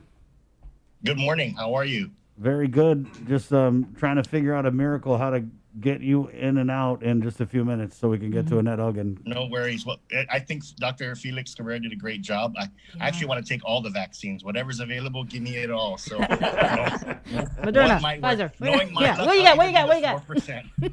What you got? What you got? The guy with the jacket opens the full jacket. Give me it all. What, Pfizer? No, but that was really informative. Can I get a Pfizer? Can I get a Pfizer? Can I get 2 Moderna? 2 Moderna? 2 Moderna? What do you say? Let me get another Pfizer. Hey, let me get. Do I hear a Pfizer? So this is to We'll get see. right. Maybe I'll get superpowers or something. Right. I know, right? ESP. We'll see. But thank you for having me on. I appreciate it. And it's not a worry. We'll always have time for our friends there at KUAM. So We wanted to bring you on a couple of days ago when we were singing. Oh, no comment. I think he's blushing. We know you can sing. Yeah. All right. Go ahead, Bree. Yeah, I wanted to follow up because we spoke with the Lieutenant Governor yesterday, but we had a connection issue. And so the public health emergency, right now it expires at the end of this month. The homeless shelter was stood up, paid with CARES funding under this public health emergency. So what happens if the governor does not extend it for another 30 days? Are there any plans? Yes. So the great news is Adelup actually has identified money for a permanent shelter. So we're going to actually be addressing this in our meeting tomorrow. So we actually were able to get funding, specific targeted funding source for that. So we're excited about that. The issue that we're having is that there's not available apartment units or warehouses. We're still looking. We've actually actively been looking, and we're just looking for fair price and unfairness, especially from the people who want to rent it to us for in the time being. But we're not seeing that, or we're not seeing the available amount that we need to actually stand up a space. There's only 1, 2, 3 units, and we actually need more than that. We still have a wait list at the shelter, I believe. And my numbers now that I think the report I got a few days ago, there are now more children in the shelter than there are adults. So I think there's 56 children total. So there's families in there. They all have, their guardians, their parents with them, but it's the state of reality here. So one of the things that I think we were able to get from talking with a lot of the NGOs that deal with the homeless is we were able to have them line up, give a barrier to what's going on. So, transportation was the main one. The second one was the lack of affordable housing. They had choice locations. They need help in deposits. They had concerns for safety, and then wraparound services. So I think we have our marching orders on where we want to start and get going. We actually had a great discussion a few days ago with a daughter of Guam who lives in Hawaii, who actually worked with the lieutenant governor there on the homeless issue. And as you know, Hawaii has a major homeless issue there. So she's a daughter of Guam. I believe her name is Amber Liam Guerrero. She did a great job. She's now she's in the educational services, but she was able to share a lot of insights of the things they're facing. And one of the things that kind of shocked us was a lot of them are homeless because of medical issues, medical debt and stuff. So it really shows the gravity of the situations when people go somewhere or have to really face these major health issues that, they rather live. And that's the best part, do your best to stay alive because, and I think I don't know if they regret making some of those medical decisions, but it shows that there's a need for healthcare and affordable care. So there are things that we're going to be addressing tomorrow's meeting. And, we've also requested, I know that I saw a story about the educational services getting for those children. I know in the first half of the group, they do have hard copies and some have access. And then now that it jumped, we actually made requests for additional laptops and support. So, it's just going through the pipes and trying to get the hard part of the shelters in one place, but all those kids go all over and in different grades. So it's now trying to get those support services into that specific area there. But it's been a daunting task, but it's something we're up to. And so we're looking at it. So we're gonna keep at it as long as we can with the cares, and then transition them. Hopefully we can get the permanent shelter up and running very soon. So if this is not, if the public health emergency is lifted at the end of this month, will you just keep them there at the shelter they're at in, is it Barragata, Tizen, Mongmong area, and use the local funding? Yeah. I believe that's a decision for Homeland and a few others. I would certainly like to leave them there because it's available space right now, but I know that there's ideas for the warehouse using it's a drop-in type bed for the night services, which is sorely needed because we're seeing a lot more. And actually, as a mayor last week, I've encountered a few more people who ended up on the streets because either they dealt with family issues or they just, we're coming up to the ending of the moratorium on the evictions. The unemployment stuff's running out, so. We're hoping and praying people prioritize paying those bills and stuff, but we understand the situations as well. So, we're probably going to face that steep climb very soon, depending on what's there. And we're trying to prevent a lot of these things that are happening. So it's every agency that can help is being asked to really revisit some of the policies and procedures they have. I know with the mortgage assistance and everything else. So it's everybody just trying what we can to make do. So it is critical, and I know we're pressing for a plan to kind of address this because we don't know what's looming there, and we won't know until people actually start getting these evictions and start making it known that the suffering's there. And it sucks because it's the holiday season too, and there's so much stress on a parent and there's so much stress on an individual. And there's going to be a surge, Mayor. There's going to be a surge of homeless in January. Yes. And so it's, we talked with the Homeless Coalition about the point in time count, and even that has been reworked. I believe they're just going to use the 2019 numbers, or they're being allowed to use some of the 2019 numbers, and they're still trying to figure out other ways. But 2019 wasn't as many as what we're probably going to see in 2020. So we have to find a way to kind of catch all that in a way. So do you recall the 2019 numbers?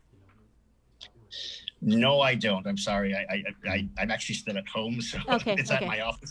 I do have a binder that has all the information, but it was surprisingly high. It was, and what's important is they use a form which helps get them input into a homeless management information system, which helps track what services and what they can and can't do. So that's the key part, I think, for our area as mayors, and having those forms available. So once we encounter somebody who is homeless, that to get into that system, because then it can actually give us a true picture of this. So we're gonna talk about it today. We're gonna talk about it in January as well. This discussion is not going to go away, but we're trying to figure out to prepare for that surge in people making these requests for assistance. So, I'm hoping people in the holiday season really take a look at their neighbor and understand what they're going through. And there's a lot of stresses out there. I can't make that point enough that, and I'm concerned for the suicide rates too. And so there's things that our people are suffering. And I think we just have to find a way to do this. And the federal government has to act, seeing that $908 billion being discussed, and whether we're going to get it, whether we're not going to get it, or Guam a part of it, and what it actually addresses. But there is a group of people that's not actually getting assistance, and that's one of the things that we talked about. Because if you're either end of the spectrum, sometimes there's people there who had 2 jobs because they needed to make it eat, and now that they couldn't apply for PUA because they already had a specific job, but it's, it's not enough. So they're falling behind. Where do they get the help and stuff like that? Because, in a nice world, it'd be great that people only have to have one job and can afford the cost of living. But, a lot of people had two jobs. So, they didn't qualify for a lot of things. And some people applied for the PPP, and some people are applying for rental assistance, and these businesses have reduced hours. So there's so much that goes into it. It's very technical. Mayor, we have a lot of people. Sorry, we have a comment. How can people submit donations for the homeless shelter specifically? They can contact Catholic Social Services directly. If they're food donations or snack donations, during the Halloween time, a lot of people did come out and gave the kids candy and treats, and it was great. And we've been getting donations from the different civic groups and clubs, which was very nice. They give chips and water here and there, but there is a process to do that with Catholic Social Services. And, that's kind of where they're looking at now on it. So we appreciate that, because, I haven't heard anything about any kind of gift giving or Christmas for things for them there. So, they like board games. They like, playing with, talking with each other, and, just imagine being in an enclosed space with your family for a very long period of time. And pretty much the only place they go is right outside the building, or some that actually go, but they have to come back at a certain time. But Catholic Social Services has been doing a tremendous job with that. And we've been referring people up there, and people have been moving out too. So we've actually been getting some successes with them rejoining their family, or finding a job and working on that. But, it's keeping at it and maintaining that is what we're looking at. So, we know there's a wait list, and I really just wish we had more available spaces to put some of these folks. And that's kind of the reality we're facing. Thank you, Mayor. Well, I guess that meeting is going to be a one to definitely watch. And I think you're right. With or without this declaration of an emergency, we are dealing with a serious problem, and it's only going to get worse at the end of this month. Right, but I think the silver lining is that although it wasn't as quick as a lot of us wanted to, we were able to put a dent in homelessness on Guam with the standing up of the shelter. But it shows how hard it is just to get available space. So it's not like we weren't working on it. Right. It's just finding these, empty spaces.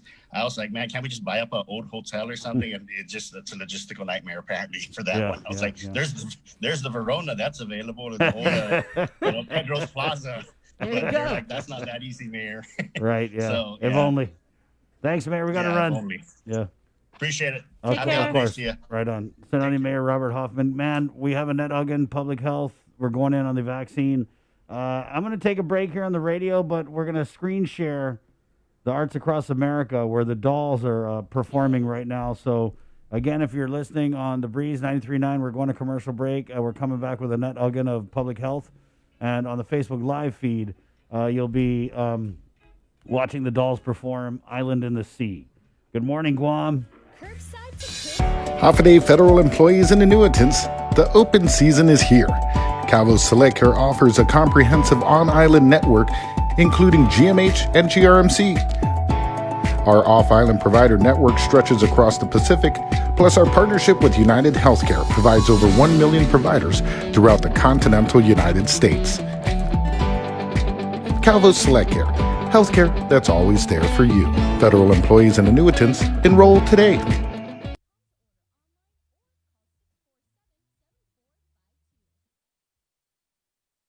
Finally, plans made for you by you. Pick your favorite services from the island's most reliable network and build your own bundle with Link. Now you get to enjoy the services you want at a budget that's right for you. Visit Docomo Pacific to link the internet, entertainment, mobile, and home phone plans that fit your lifestyle. Link, build your own bundle and save.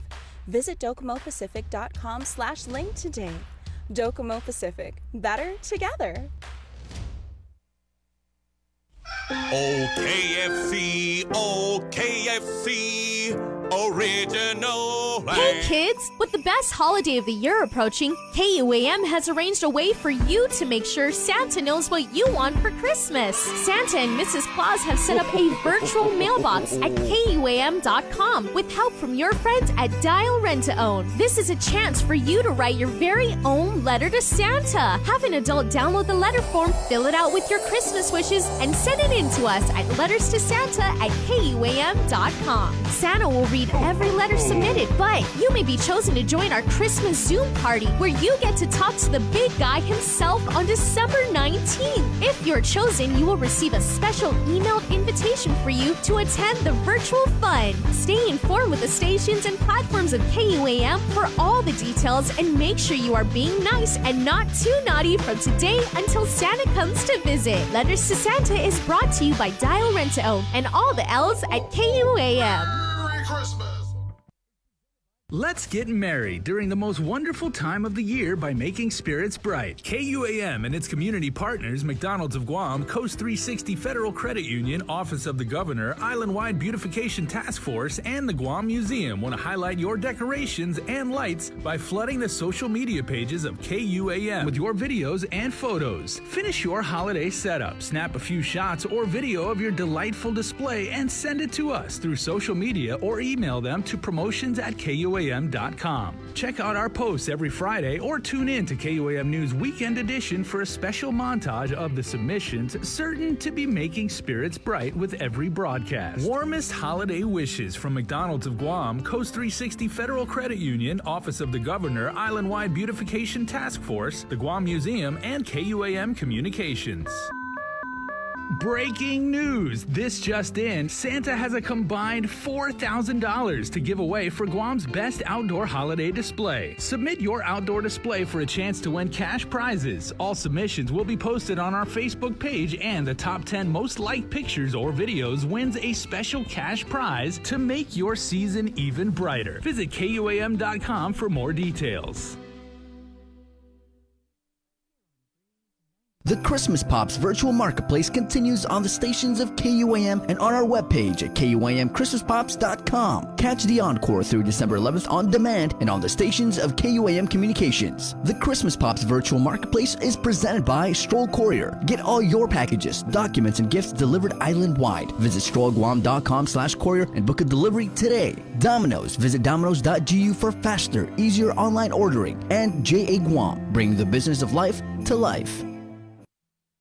You're watching The Link with Chris and Sabrina on TV 11, but don't leave yet because we're coming up next on CBS This Morning. Snow and mistletoe and presents by the tree. Christmas Eve will find me.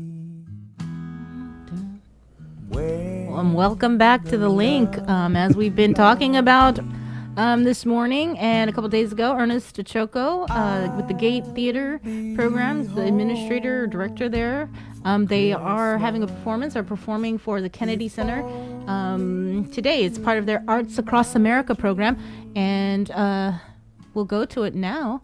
It's streaming live on the Kennedy Center's Facebook page. This is his nephew, Paul. Some of the songs they're performing, I want to say it's a song from The Hunchback of Notre Dame. Here.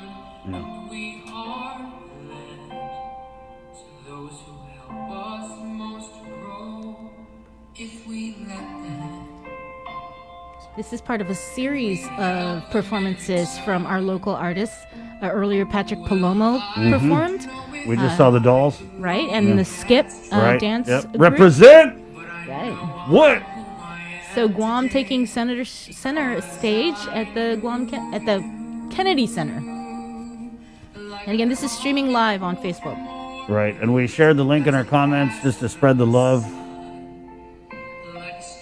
But not to rain on this performance, but you got it first here on the link. It was a couple days ago. We had Ernest and Paul on, and they were able to do a little performance of that. It was awesome. 747 Public Health Social Services, Annette Uggan, who is leading the vaccine logistics, I want to say. Annette, good morning. Planning. Planning. Good morning. Hi, how are you? We're doing okay. How are you? Long time. How's the family? They're doing fine, thank you. How's yours? We're doing pretty good, Annette. Just missed you on the show. It's good to have you back. Thank you. She's been busy. I know, exactly. And I know every time we try to get you on, they're like, there's CDC meeting. Table talk. Our time difference, it always ends up Guam calls or early morning, which conflicts. So, Right, yeah. It's all about trying to prepare us for the vaccines that are on the horizon. Right, and there's so much preparation going on. I saw you, you got a little movie that came out there with the governor's office. Yeah, day. So maybe we could get an autograph later. But Annette, this is actually what you do, right? You plan. You're head of like the vaccine department or whatever it's called over at Public Health. Yes, my previous role was the immunization program supervisor, and the immunization program is under the bureau I'm overseeing right now. Right, and so this is a lot of the legwork in getting the vaccine out. Is it similar to the type of preparation you guys do for immunizations? Yes, it's just at a higher scale. We have a lot of more federal partners who are assisting us with this. From the Department of Defense, the Operation Warp Speed, because all eyes are on the vaccine and trying to definitely get closer to the end of this pandemic. Helping with bringing down the curve across the nation. In our island, and also globally. So yes, this is, there's no antiviral really, like we had for H1N1 back in 2009. So this is something that, yes, everyone is anxiously been waiting for. But on the immunization side, we're always cautious. We always wait for CDC and the Advisory Committee on Immunization Practices to make that final schedule and recommendations. So, that's something that everyone I know is waiting for. But, even if the FDA approves the license for any of these vaccines, immunization programs and the health departments, we always wait for US CDC and the Advisory Committee on Immunization Practices because they're our advisory board for the nation. And for Guam, we don't have one internally, so we look to them to give us the final recommendations on spacing, on age. Also, the biggest concern is, are there any medical contraindications? Because we never want to give a vaccine that may cause more harm. It's there to help protect and save lives. So definitely, like with any routine immunization, we always have to screen the individual. And so that's something that's at the core of immunization is, to protect and prevent disease, not to have any adverse events while you're getting the vaccination. Right. So are you going to be taking the vaccine? Yes, actually, for H1N1, I was one of the first ones to get the flu mist. Wow. And our program had never carried the flu mist. And so, that's something that, we have to show confidence in. And again, that's why we always wait for CDC and the ACIP.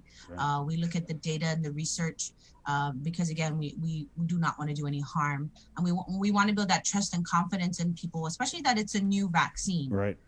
The process of getting it to Guam, us ordering it, distributing, is not new.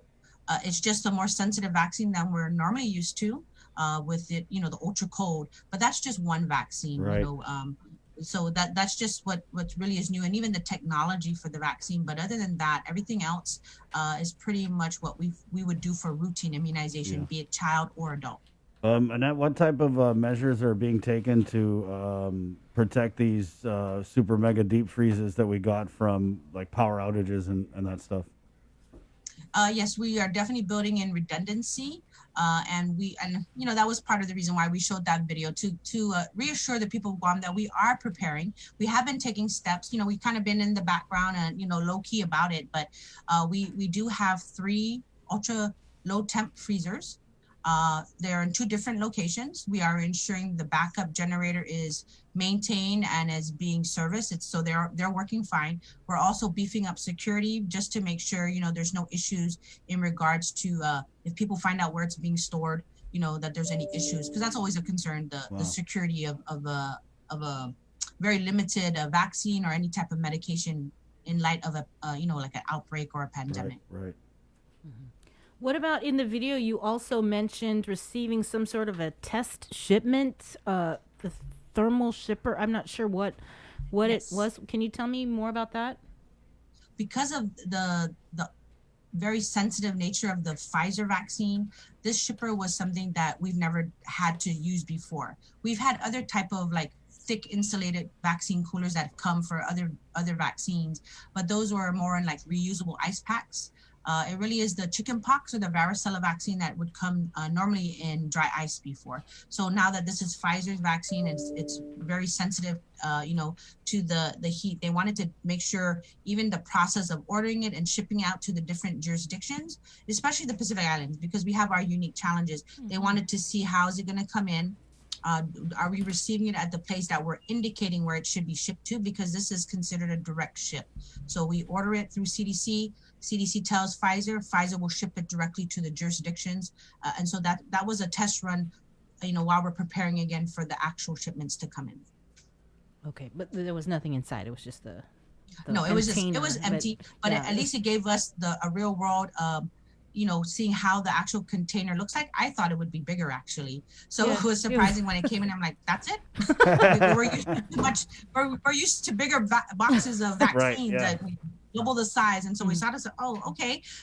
But now we're dealing with dry ice and we have to make sure we're handling it properly. And it's very sensitive. When we open it up, we have 5 minutes. We got to put in dry ice and close it back.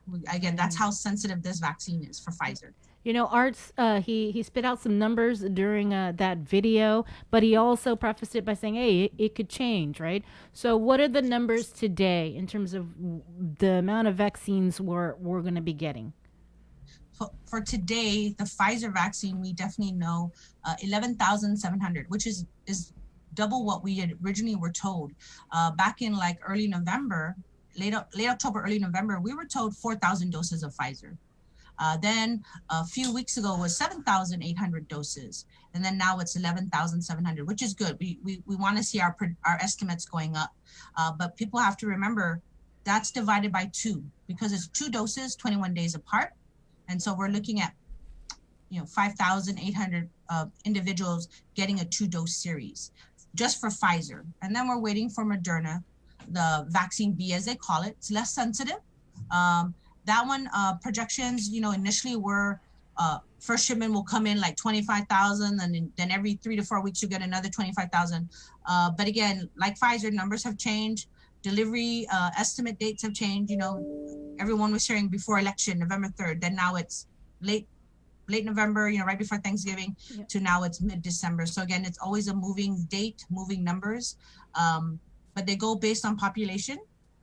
And again, we want to reassure people, whatever is allocated to the respective jurisdictions, we will get to use it. We order it, based on how our demand is going, our usage is going.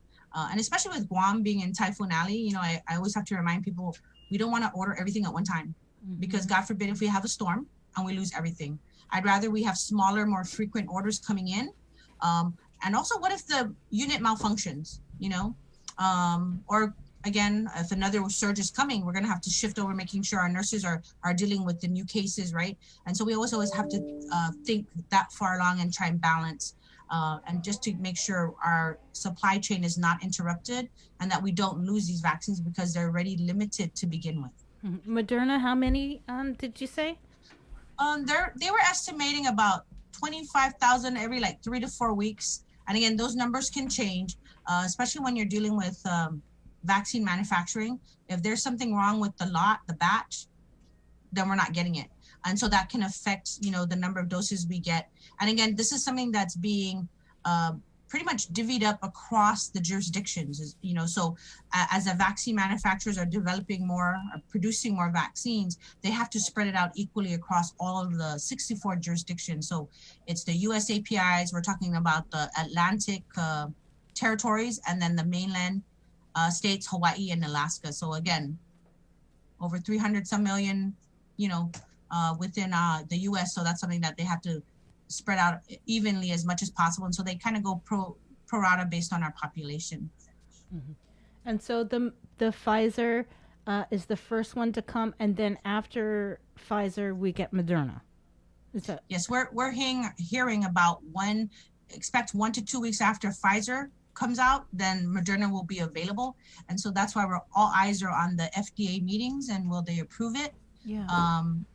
Because that's the first step. They need to approve it. And then once that's approved, we wait for CDC, and we're hoping that'll take a few more days turnaround. And normally this process for approving a vaccine can take months.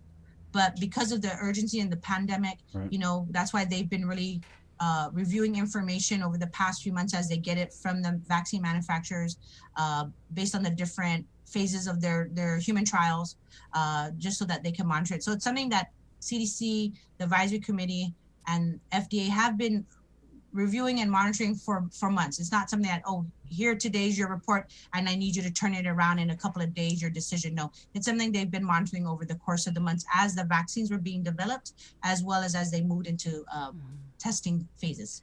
How soon after is public health anticipating to provide the vaccines to the community in general? Because first you do the frontliners, which looks like what they're going to be given the Pfizer vaccine.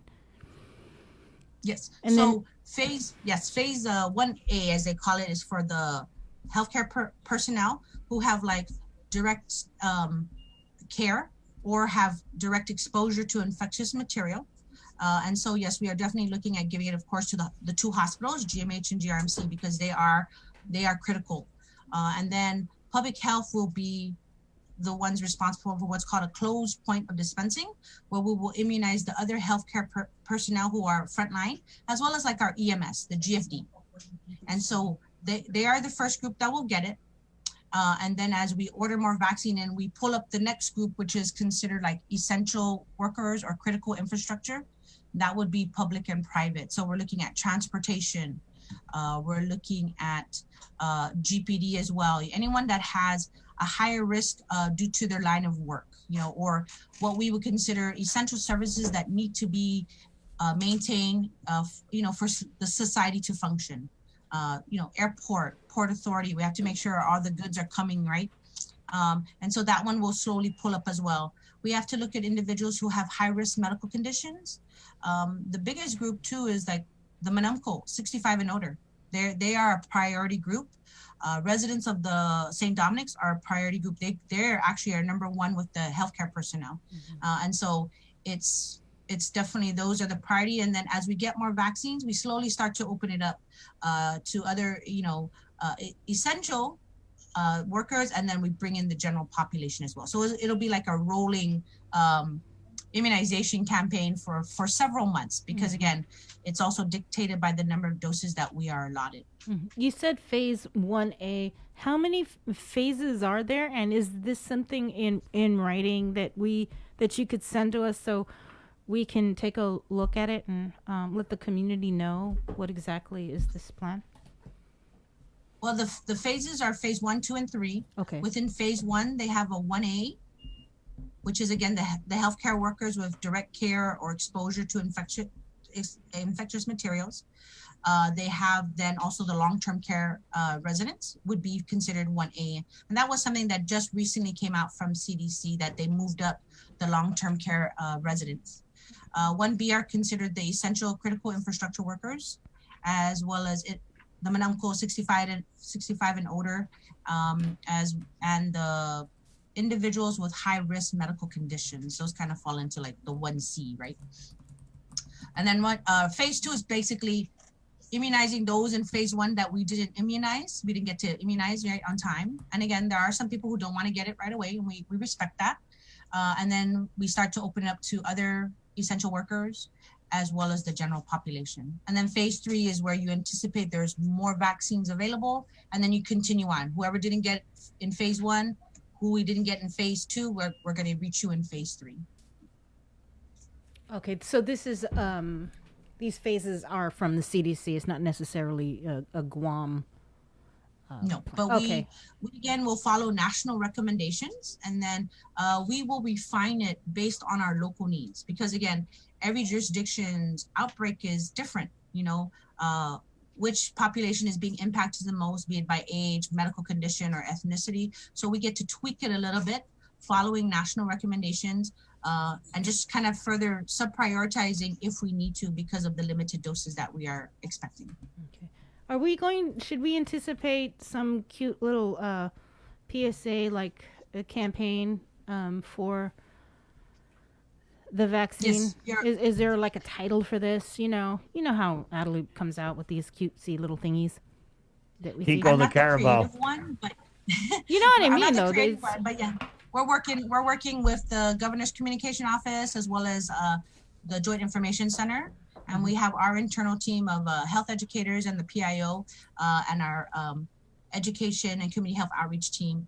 And so that they're collaborating and we are putting information together, and they'll come up probably with the nice caption or slogan. You remember with the mosquito fight the bite, you know? On, yes.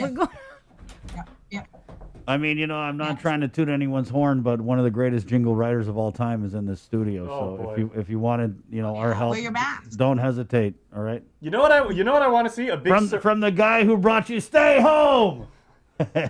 You know what I want to see? Yeah, you're such a great writer. I You just know, have it's all just- the ideas. Oh man. You know what I think would be cool? You know what I think would be cool? What would you think would be cool, Jay? If you had like a syringe with a Sanahi and Vicente Vaccine. Oh damn! See, there you go. Okay. Annette, was there anything else? No, we just asked, again, I just got to go back. I'm so happy that we're seeing our positive numbers going down. Yeah. The number of hospitalizations are going down. And so again, we thank everyone for their support and their patience. KOM, you guys have been pushing it out there. So we appreciate that, the ongoing support. Again, it's something that we'll be planning. We'll be updating the community. I know there's going to be a lot of concerns of, well, I'm essential and why not that person and so and so. But again, we're looking at having a diverse advisory committee within our island to have discussion based on national recommendations, but to be as fair and equitable as we distribute out these limited doses that we will be putting out there. Why are we picking this group over another group? Or why are we sub-prioritizing within the group? And again, it's all because of available doses and who is at most risk, be it from your work status, your exposure level, or because of your medical condition. And then we will continue to put information out as we get it from like the CDC and ACIP, again, using reliable resources. So we thank everyone for their patience. And now we're really trying to shift towards protecting our community, our residents, preventing more COVID, but it will take several months. We anticipate all the way, hopefully until summer is what we're hearing right now is to get enough people immunized to, helpfully start, So in the meantime, climbing out of this pandemic. Annette, I guess in closing, I mean, with these low numbers that we're seeing, the hospitalizations are dropping. What do you need the people of Guam to do in the meantime? Please don't relax too much. Don't let down your guard. We're always concerned. Thanksgiving, our concern is, what were those gatherings that happened on Thanksgiving that we may not see for 1 to 2 weeks post-Thanksgiving? Are we going to see another surge, right? And so again, please continue washing your hands, social distancing, wearing your mask. And that's something too that even as we start to roll out the vaccines, we still have to remind people we're not at a high enough level to protect the community that will allow you to say, hey, I don't need to, wear my mask anymore, or, now I can have gatherings. No, it's going to be a slow balance of getting more people immunized while we're still practicing, that 3 W's that they talk about until we get enough people immunized and that we can really, flatten that curve out and we can have a sense of normalcy down the road. Annette, Dr. Cabrera even mentioned it. This weekend is the weekend to watch, right, with what the FDA does, and so if the FDA gives the EUA, the emergency use authorization for the Pfizer vaccine, how soon would we see that arrive to Guam? And then when it arrives on Guam, how soon will we see public health rolling out this vaccination program for the frontliners? What we anticipate once the EUA is approved, that CDC plans to start rolling out the vaccines within like 24 to 48 hours, right, to the various jurisdictions. For Guam, it normally takes about 3 to 5 days to get here, even by air. However, even though FDA gave their EUA. We are waiting for the CDC and ACIP approval recommendations. They anticipate that will take a few days after the EUA is issued to be released to the public and to the health departments. Once we get that CDC and ACIP recommendation, then that's where we will start to push out our vaccines within days or the week. So depending on when it gets released, then we will start pushing out because again, we can't do anything until we get the CDC and ACIP recommendations. ACIP, what does that stand for? Advisory Committee on Immunization Practices. Okay. And they take care of all like the routine child, adolescent, and adult vaccines. Okay. Thank you. So Annette. again, at the end of the month is what we're looking at for actual arrival to Guam. They're looking at mid to late December, but again, it's all the timing for FDA and CDC, ACIP. And the shipping, right? Yes. Yeah. Okay, so then after it arrives on Guam, how soon after that will we see phase one and for the frontliners being implemented? Once the vaccines are approved by CDC, ACIP, we anticipate pushing it out within days already. Wow. Because once we get that vaccine, we need to push it out to the hospitals as well as to the other healthcare personnel. So we will be standing up within days. So that's what we're kind of planning out too is, week one, anticipate if we stand up on this week, we're going to push out vaccines. And then, we have to look 4 weeks down the road. You're going to get dose number 2 because 21 days later, we need to call you back in. And so those are some of the internal planning that we have to iron out, that you're going to get it on day 1, right. 21 days later, your group is getting dose number 2 because day 2 was another group. We got to get them on the next, so it's going to be a constant rolling of these groups getting vaccinated. We always have to make sure no one gets the vaccine sooner than they're supposed to, because that's also critical. Timing is very important. If you get it too early, then it's not valid. So we also have to look at that. But also, when you got your first dose, did you have any problems? Were there reactions? Because we are required by law to report that to CDC. But also, I'm sorry, you're not going to get the second dose because, again, do no harm. We want to help protect you. We don't want to have the risk outweigh the benefits of getting the vaccine. So do we have to wait for the frontliners to take the first and second dose before it's offered to the community? No, and that's what we're planning out because as we're hearing, Moderna comes 1 to 2 weeks later. Yeah. We're going to slowly keep pulling more people up. But again, it depends on how many doses is released to Guam. Mm-hmm. So as we get more vaccine, we're targeting the high risk groups, be it by your job or by your medical condition or age. And then we can, as we get more vaccines, then we can pull up more individuals. And the most important thing too is, what did CDC recommend? Because right now we're hearing there's no one less than 12 years of age that the vaccine is being licensed for. So even though we know less than 12, is CDC going to come out and say no one less than 18 or no one, so there's certain things we still have to wait for CDC. If you have an allergic reaction to a certain medicine or food product, you can't get this vaccine. Even if you want it, I'm sorry, you can't get it. So there'll be screening being done every time a person's getting the vaccine, as we do with routine immunizations. So you may be a critical infrastructure person, healthcare personnel, but if you have a medical condition or an allergy that contradicts you to get this vaccine, unfortunately, you won't be able to get it. But that's why then we have to really push to have everyone else around you who can get it to be immunized, because now you're creating that bubble around the people who can't get it, be it by age, medical condition, allergic reaction. So those are other factors that we always have to put in, be it for routine immunizations or for this new COVID vaccine. And just before you go, because we're way late on the top of the hour, I had a caller. Will the vaccine be free? It is free. It's from the federal government to the jurisdictions. We are not paying for anything, and so you will not be charged for the cost of the vaccine. Yes. Okay. It is free. Thank you, Annette. All right. Thank you. Good seeing you. Be safe, okay? Be safe too, and Merry Christmas. Merry Yes, Christmas. happy Hanukkah. Happy Hanukkah. Okay. Yes. Well, Wow. information overload today. Vicente Vaccine. Jay, that was... Oh, because you had... that was gold, bro. You had stay home. Yeah. We've also had wipes up, car score down.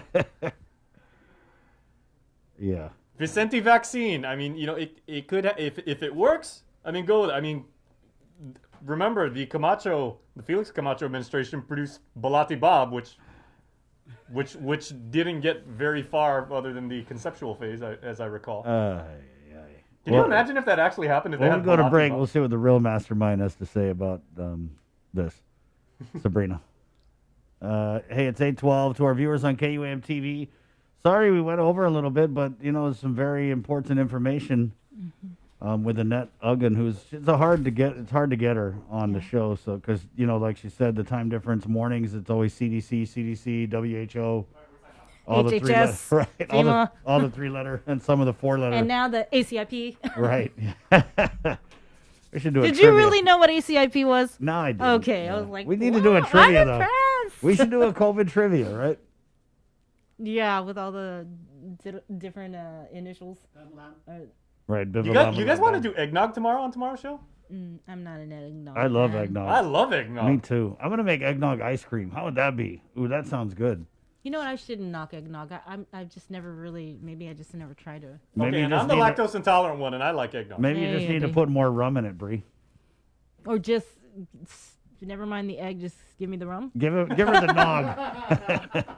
Can I get an eggnog minus all that milk stuff? So again, KUAM TV, there's great programming coming up, but here's where it's really at. The link on the Breeze 93.9, of course, our Facebook live feed. You can catch us on the radio. We're KUAM FM Gotney Guam 93.9, the Breeze. My name's Chris. I'm Sabrina. Esta, adios.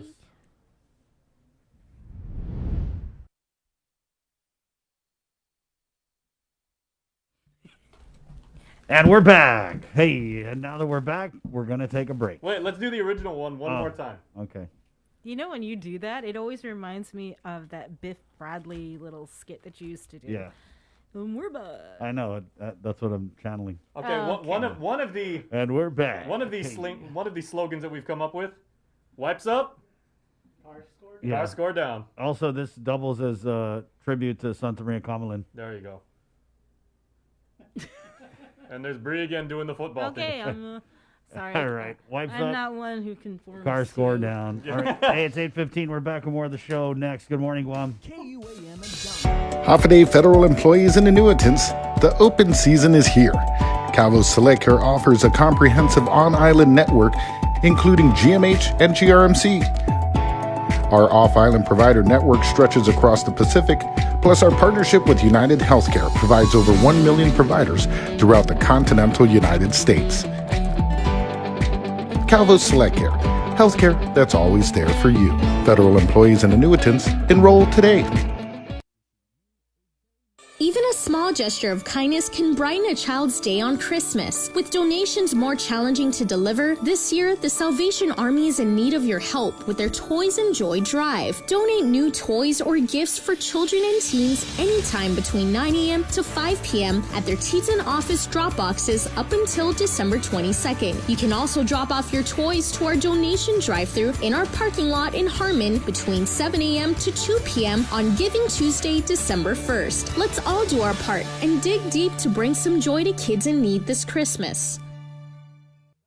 GU Self-Storage, conveniently located near the Harmon McDonald's. We offer affordable rates, online payments, and auto bill pay for your convenience. Plus gate access daily from 6 a.m. to 9 p.m. Call us today at 648-7867 for more information.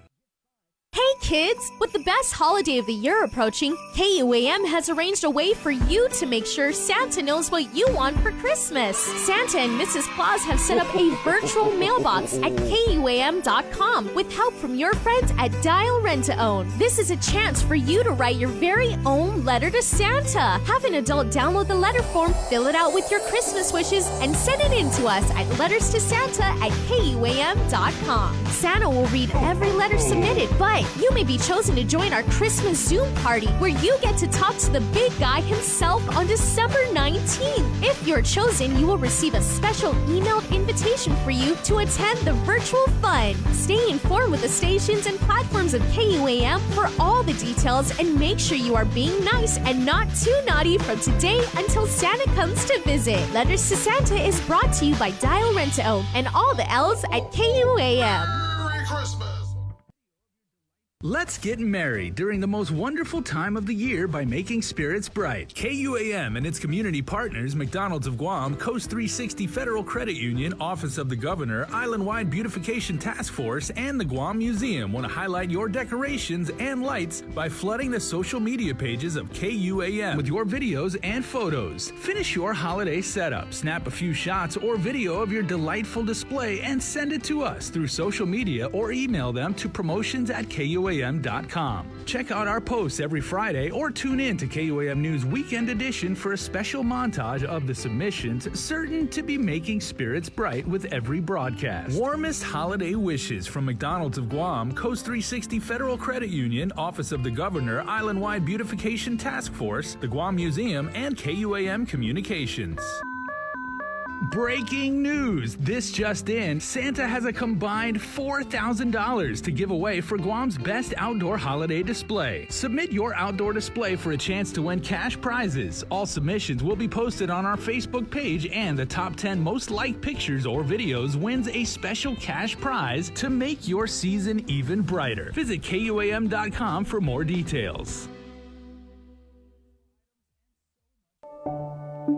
You overcame the challenges of this day and age and showed the world that our spirit of Inafat Malik is unbreakable. Siduas Maasi to all our community partners who helped the KUAM Care Force in giving back this year. And thanks to you especially, the people of Guam. Your kindness and generosity gave hope to so many in need this year. Let Giving Tuesday be the spark that keeps the spirit of generosity going throughout the year. The Christmas Pops virtual marketplace continues on the stations of KUAM and on our webpage at KUAMChristmasPops.com. Catch the encore through December 11th on demand and on the stations of KUAM Communications. The Christmas Pops virtual marketplace is presented by Stroll Courier. Get all your packages, documents, and gifts delivered island-wide. Visit strollguam.com/courier and book a delivery today. Domino's. Visit domino's.gu for faster, easier online ordering. And JA Guam, bringing the business of life to life. We got your 6. At 6 a.m. with the link on Breeze 93.9 FM. Bree and I connect you with all the latest news and information you need to know to start your day. Then check back with Guam's news leader at 6 p.m. for the day's top headlines with KUAM News Primetime. From 6 a.m. to 6 p.m. and everything else in between with KUAM Digital, we got your 6.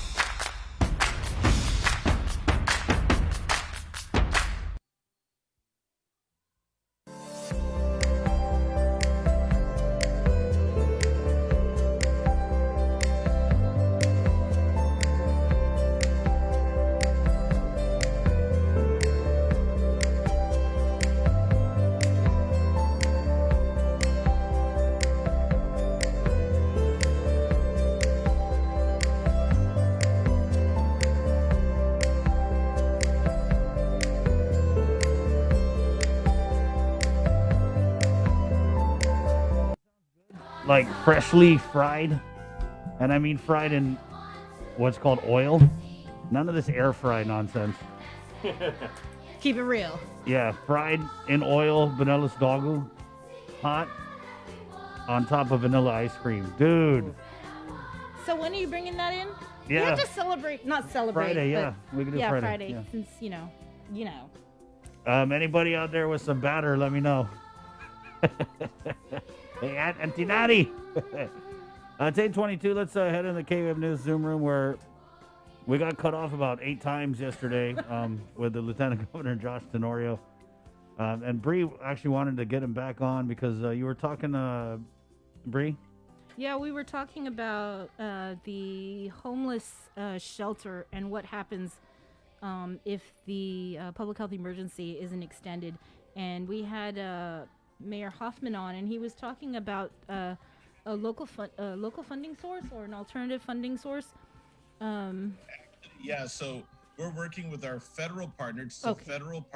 federal funding source. Okay. And what we've submitted to the Department of Interior for a portion of $12 million that was given to government of Guam is to acquire a permanent non-congregate shelter that would be in use for this emergency, but after this emergency, because there's still, what we still have TB around, we still have different bad health risks, especially for the children, right? And we have like 50 children now up at that shelter, which is very sad, but it's an indication that there's a great need for housing. So this is one of them, is to kind of stabilize and make sure we always have this non-congregate shelter for this public health emergency and for all these other health risks. But then the other part of it is bringing on more transitional housing options for people. And so there's a lot of intense casework going on. And we have our homeless interagency council meeting tomorrow at 11. So we'll update that. We also have a guest that I had worked with in Hawaii that came to Guam. She's a Chamarita. Unfortunately, she came because her dad passed away.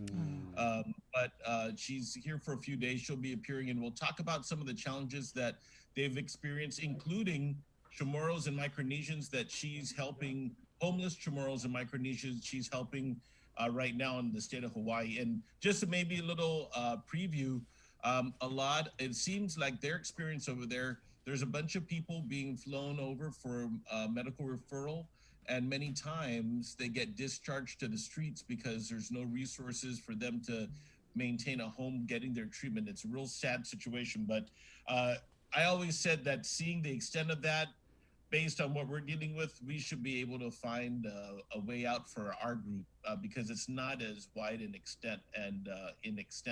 But I'm certain, Sabrina, that the path we're working on would basically make sure that we acquire a facility. We still have to procure this, and my challenges with procurement out there, and to me, that's one of the biggest hurdles that we're facing, but we'll still get going. And I'm optimistic also that we'll make some progress discharging some folks out of shelter and put them into more long-term housing. Those are all the things that are working on at the same time. You said $12 million that was given to Guam. When was this given to Guam? Is this part of that funding? There was money that was given to Guam. Then they were going to put a homeless shelter in Agana. I want to say in the old legislature building. It's a different, same grantor, different program. Oh, I see. So it's the same grantor, different program. What was the $12 million initially intended for? Well, actually, that's for our planning. So what we're submitting for is for the non-congregate shelter. Also, to pay for matching funds to keep the National Guard on. We have additional money that we're set aside on reserve for GMH to pay for additional personnel coming in from off island. There's some funds in there also to help the mayors kind of get a unified management information system so they can deal with all of these requests for verifications of residents. All these things that are sort of barriers for people to get eligible for public assistance. It's trying to set us up in a situation to be more responsive to the public, at least on that front. And there are other couple items supporting the public health side. And I'll get once they're approved, we'll make an announcement, but that's what we're working on right now with the funders, right? Going through eligibility for all of those and connecting them to our pandemic plan and all the fun stuff that happens when you're trying to get some additional money. I did want to follow up with the situation with Chantel, who was on our show yesterday. Were you able to connect with her or somebody from? Yeah, actually, Gus from my office called her about 20 minutes after we hung up. He's working on something right now. Actually, about 10 o'clock, I'll probably get a briefing on him on what the path forward for her is and what the details are. I really appreciate that. And the quick response. Right. Since we do have John Fernandez on, and there was something that you had mentioned when we were talking about the vaccine yesterday, and it was the survey that you guys are doing to fold in educators, I believe. Yeah, so we met, the last time we met was on Friday, and we actually meet multiple times a week now, trying to make sure that Department of Education and Public Health are coordinated as we look towards the goal of face-to-face. And let me just first say that obviously the first step would be for the governor to be assured that there is a safe environment for face-to-face to resume. But the decision to resume and when to resume will be left to the school boards, to the different private schools, their management. They're going to have to figure out what's best for their school community. But what I can tell you is our discussion is to, at least for the public schools, is to make sure that parents always have a choice based on their situation for their kids to go to face-to-face at the safe time that that is determined, first by the governor, then by the department, and then making sure that parents that have multiple generations in their households, or those that may have some special health issues, are going to retain that choice to have online distance learning as a way to mitigate and protect their household, since we're still in a situation where we're only going to be starting this vaccination program. It's going to take months, and also trying to make sure that the numbers stay down, and people are making those decisions that are good both for their children's education, but also for their personal situation. So part of that is working with DOE to identify school-based personnel that would have contact with children or with students, and get them counted and prepared for a increased priority in vaccination order. And I just wanted to say that it was I'm happy that we're already doing this, because the President-elect Biden this morning in his news conference, when he released his healthcare team, also said that educators were coming up in line for vaccination throughout the country. And now I also want to say that the vaccination is a choice. There's been a lot of people that are fearful. They don't know enough information. They feel that the government's going to mandate them to get vaccinated, and that's not part of the program. Vaccinations are voluntary. At least that is the situation that we're going on right now. There hasn't been a national directive to make it mandatory. I don't believe there would be one. But again, a lot of this, because we're living in the public health emergency, is trying to make sure that people have the authority to make the decisions for themselves within, of course, the parameters that we have set forth. That outreach will continue. They need to push out to the private schools, to the charter schools, and of course to the early childhood daycare centers. But of course, the biggest pot, the first group that we have just days ago started talking about this, has been the Department of Education. Okay. Before we get to John, real quickly, because I just saw this, I just came across my chats, is about news media groups, and this is the National Association of Broadcasters, requesting frontline journalists be included in early vaccination deployment phases. Have you heard anything about this? Actually, we've been talking about that already. We talked about that a little on the tabletop exercise we had on Friday. And then internally, also as part of the rollout plan and trying to obtain and get public support and acceptance and comfort for this. Part of it is looking at influencers and certainly media folks. I was just asking Chris offline when we were waiting to get on, whether or not that's something he would be interested in, you guys would be interested in. So Crystal is developing kind of that strategy, and then we'll circle back and work with everybody. But yeah, but I just want to say we'll be working on it real fast, because FDA is, FDA is looking at the Pfizer one in a few days, and right following that will be the Moderna vaccine. And then, several more months there, it looks, based on national news reports, there will be other vaccines that may be in line and maybe get that approval, and it will expand the number of vaccines available for everybody. But this exercise is basically just to get a count, get an order going on, and making sure that when we go and start the project, the program, everything is well done. And as we talked about offline, both vaccines require 2 doses, and the science is precise, and the instructions are precise between the number of days that you get your first and second dose. And even with that second dose, what's the time period in which you would have to get that second dose before the 21 or 28 day period, and making sure that you get the same vaccination. Those are all the semantics and the details that public health and CDC and HHS are all working on right now.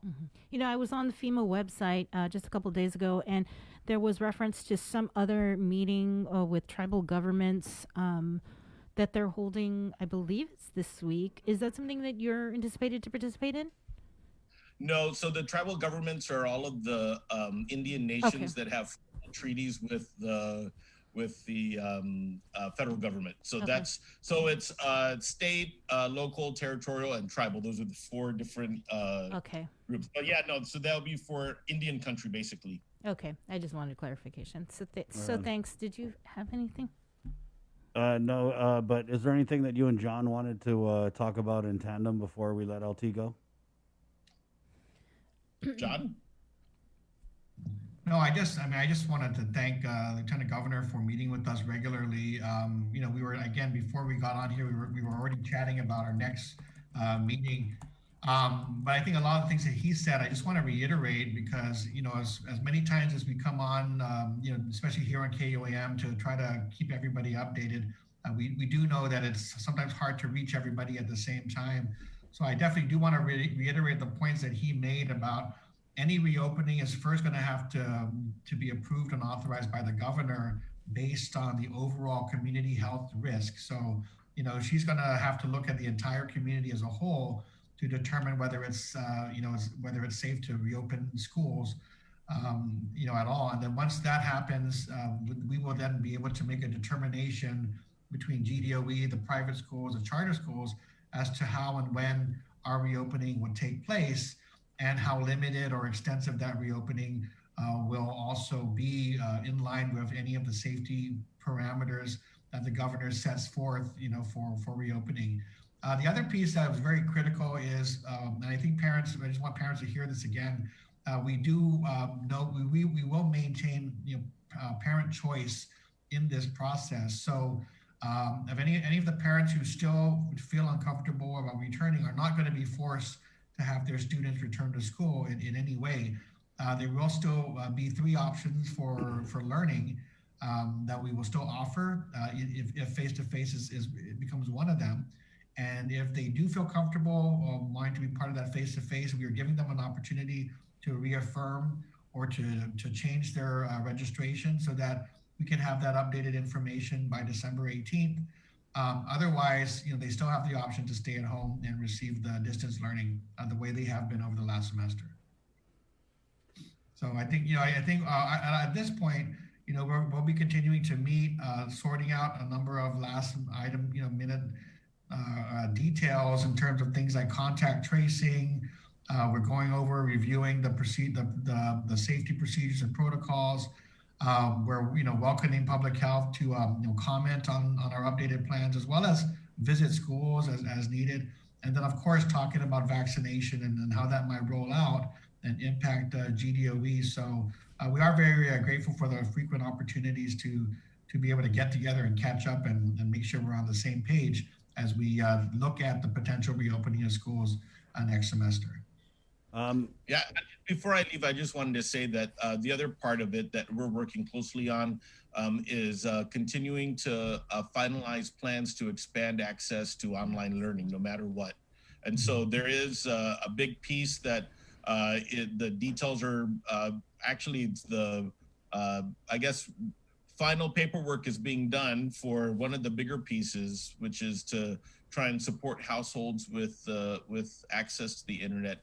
And the second piece that we're excited about is pushing on public facilities and public places to be centers for people to get that kind of access. So those are all kind of big pieces that we've been working on for months.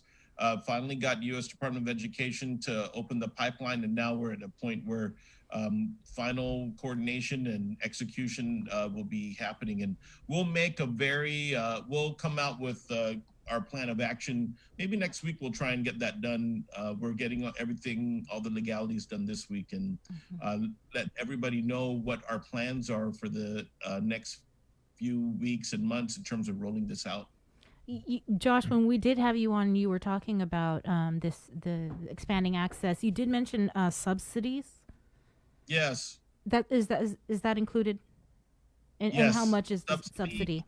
Subsidy into and so I tell you that that's a big piece. It's a little complicated. It is going to be in DOE's hands. They're going to be the coordinating department for all of the students' households, including those from the private and the charter schools. And there's a very complicated method in which they determine how much and what level goes to all the schools based on based on trying to get that assistance spread out in a very equitable way. But the procuring officer in this case will be DOE, and we're grateful that they're able to take the lead and be that coordinating agency, since they are the state education agency, and also provide some support to all the other schools as well. LT, I just wanted to, because we got a tip here that there may have been another COVID-related death. Are you able to confirm that at this time? I haven't heard any details yet, but I'll find out in the next meeting I'm zooming in on. Okay. Thank you, LT. I know you got to run, so appreciate your time this morning. Okay, thank you. Talk to you later, John. All right. Thank you. All right. John, I wanted to ask, so I know that we're looking at the potential reintroduction of face-to-face learning if, things hold steady with the COVID situation.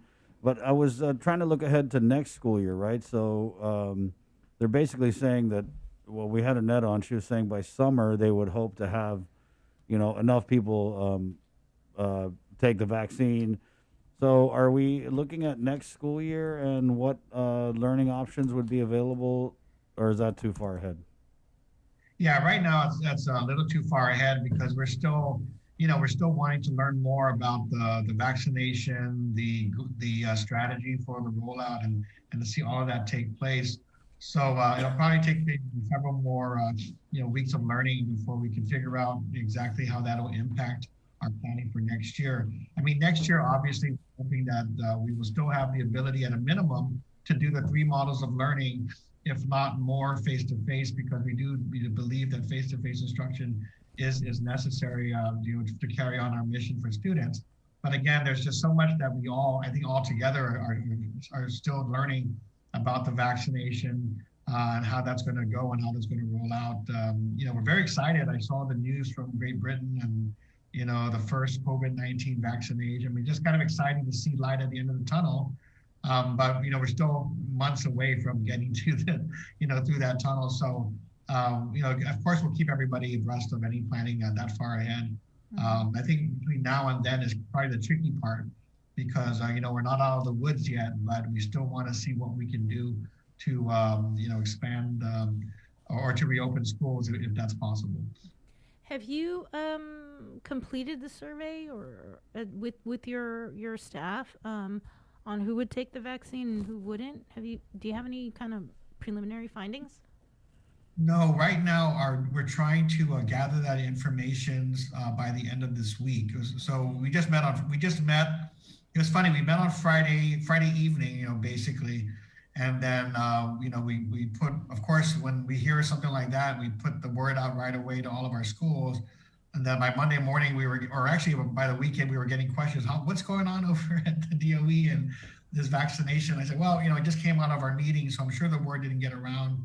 But essentially, we did 2 things. I mean, there's 2 things. One is that we already provided a whole staffing pattern list, listing of our employees by category to public health, because they had already done an initial survey of all government employees, just to help to help align the strategy for trying to address frontliners and so forth as part of that effort. But in our last discussion on Friday, knowing that not every employee was necessarily going to go back face to face, and knowing that we're going to have employees who are in the high risk categories, the Lieutenant Governor asked if we could, even further refine, that approach, so that if we were able to reopen face to face, those who are definitely going to be at the school sites, could be prioritized as part of, ensuring that they are safe and feel safe when they return to school. So it was just another slice of that data in terms of confirming, if we do reopen, which among all of your employees are actually going to be at the school site interacting with kids and so forth. So we hope to get that in by Friday. We're still collecting that data. When will you be making the final decision on face-to-face? Well, I think we had initially targeted December 15th, but just Monday, after further discussion, we're probably going to set up a special meeting on December 22nd to make a final determination. And that's for two reasons. One is that we want to allow the governor an opportunity to see more data relative to this lower CAR score and whether it's going to maintain at that level and so forth, because I think it's going to be important that she be at a comfort level and maybe make some initial, determinations as to whether she feels that opening is going to be a good idea or not. And then second, we are actually in the process of updating the registrations for all the parents regarding the model of learning, and that's not going to be fully complete until the 18th. So we thought that, obviously we'll give an update to the board at their meeting on the 15th, but we might want to wait for a little bit further for the governor to, have further opportunity to assess the community health score, and then for us to have much more concrete numbers on the actual number of students who actually are willing to come back. And then when the board makes the determination along with the management team, we can have those real numbers in front of us for planning purposes. So based on the stakeholders meetings that you had a couple of weeks ago, what was the general, consensus from these stakeholders on were they more inclined to go back to face or stick with the other models of learning? Yeah, if I had to take their temperature a few weeks ago, it would be more that I would expect less, parents wanting their students to go face to face, just because of all the uncertainty and because of the surge in the numbers over the last few months that forced us to lock down and prohibit face to face all semester. So back in July when we did that first registration, things looked great. The numbers were really low, and we saw about 40% of our families were willing to come back. We don't expect as high a number this time because basically it's only been the last week or so where we've seen the numbers kind of come down into that level where we were earlier in the summer, and we'll have to see if we can sustain that effort. But I think the general sentiment among parents is that obviously it's a balancing act, but I think there's a lot more anxiety than there was back in July. So I would guess that the numbers will come in lower than they were, but we'll see when the 18th comes around. And again, for the parents, it's the message to them is because we see this, on social media when an update comes out about GDOE, because when it goes on social media, then it gets forwarded to us. And is this true? Is it not true? Yeah. And the some of the sentiment you hear on social media is when they see the article. If they don't read it close enough to know that parents have the option, it's like, no, I'm never ever gonna, you're not gonna make me bring my child back to school and, something, things like that. And we say, well, that's exactly the point. We're not forcing anybody to come back for face-to-face instruction at this point. We are gonna give an option to the parents so that those who feel safe, can come, and those who don't, still have the option to stay at home, do it online or hard copy. So that's really critical because I don't want that word to get around that all of a sudden everyone's going to be forced to be back in school. It really isn't that type of situation where it's safe enough to do any of that. And I think we all know that. So we do want to make sure that the right information goes around. And again, by the 18th, we'll have those more confirmed numbers. But I expect it won't be as high as it was in July. So you're not concerned what might happen on Christmas if people start gathering and not practicing I social think distancing? that's always a concern. I think that's where the governor comes in to make some of those determinations. And we really sat down with Dr. Cabrera and talked about the CAR score and tried to understand better how that aligned with our assessment.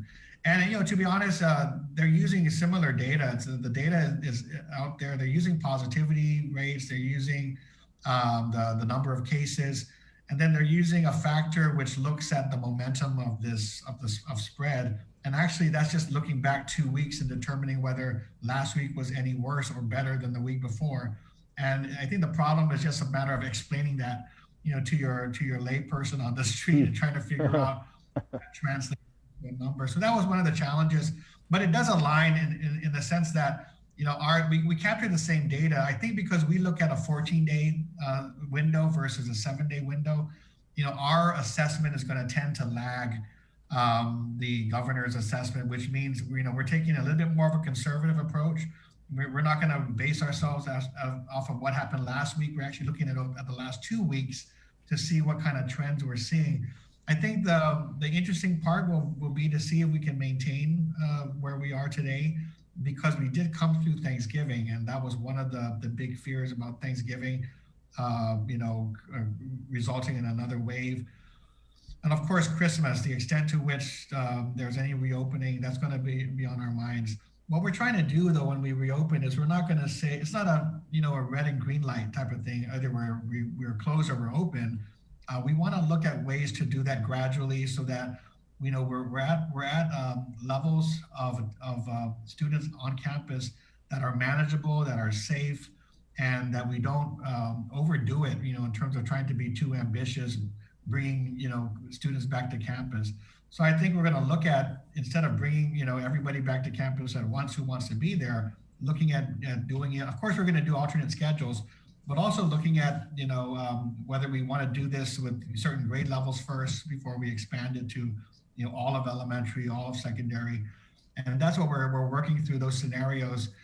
That'll give us a chance to reopen without, going so fast that we can't, put the brakes on when we need to.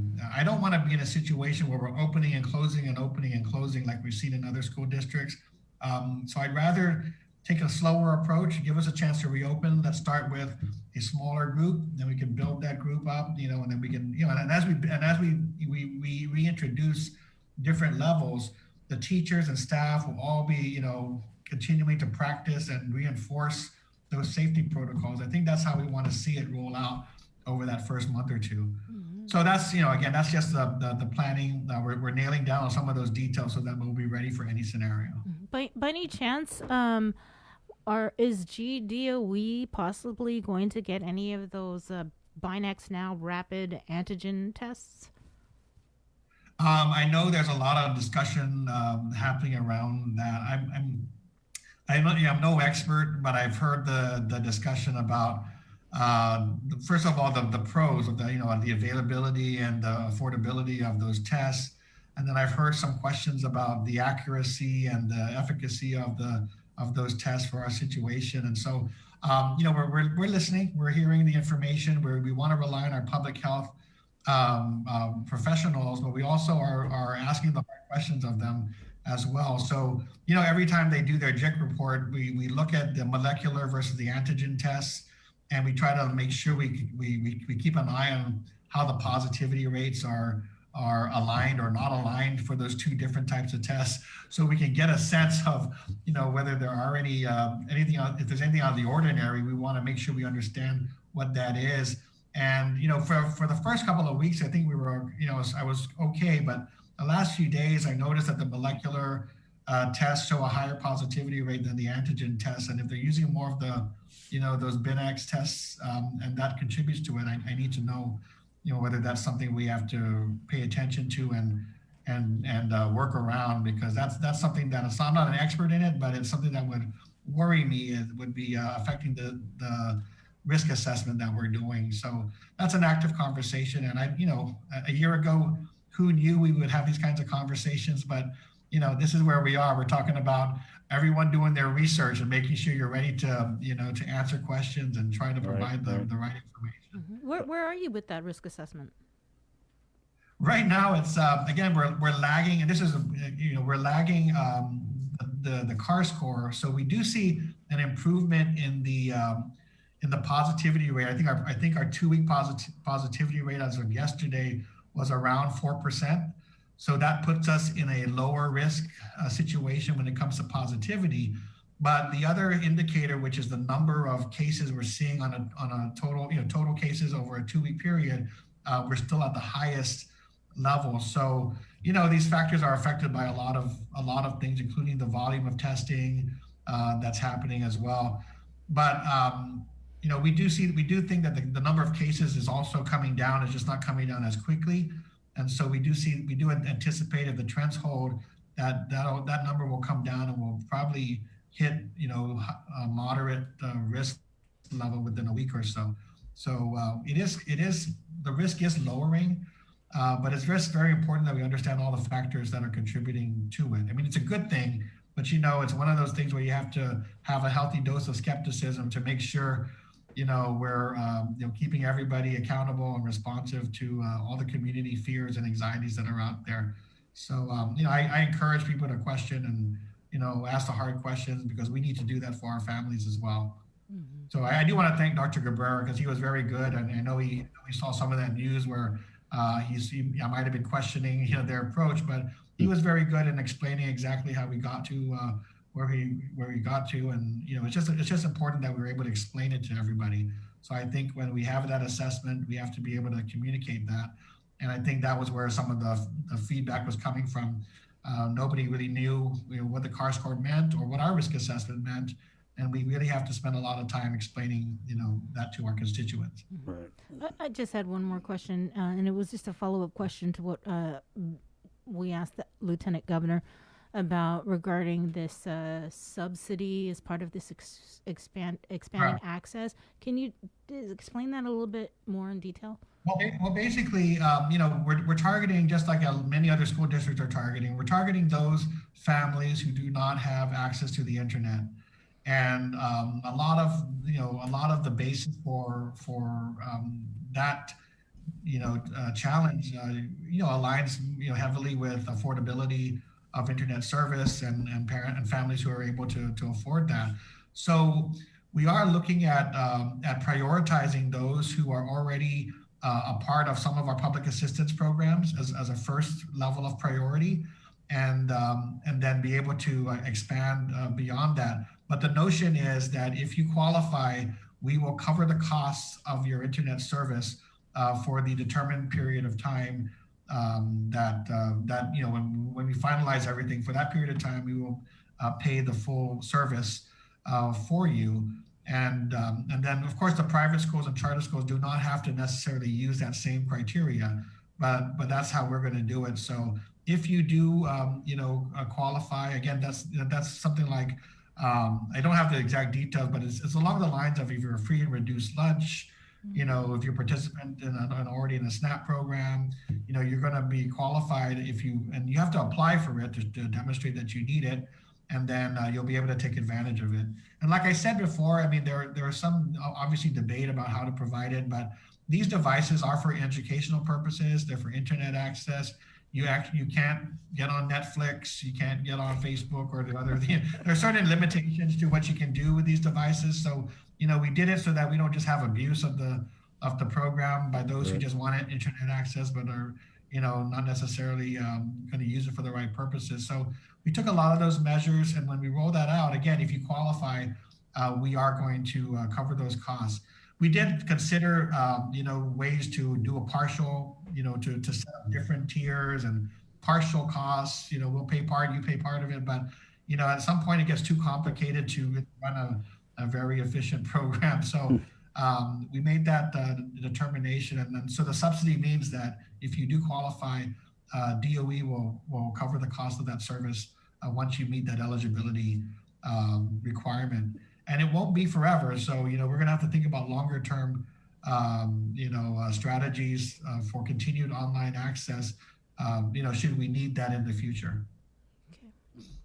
So you're gonna tap Gore to take advantage of some of their community block grants? I don't know. I mean, that's a continued discussion that we have to have. Right now, we do have the significant amount of funds from the federal government that we need to deploy, and there's a lot of accountability already associated with that. So we know that there are those block grants out there, and depending on the administration and the approach, the priorities will change. But with regard to schools, our biggest target right now is looking at the potential stimulus package to see if additional funding for education will come through. And that's something I know that the Senate and the House are discussing, this month to try to see if they can get that done as well. That would help provide additional resources to ensure that we have sufficient amount to work through this COVID-19 period until we get back to some level of normal. All right, John. Anything else before we move on to our next guest?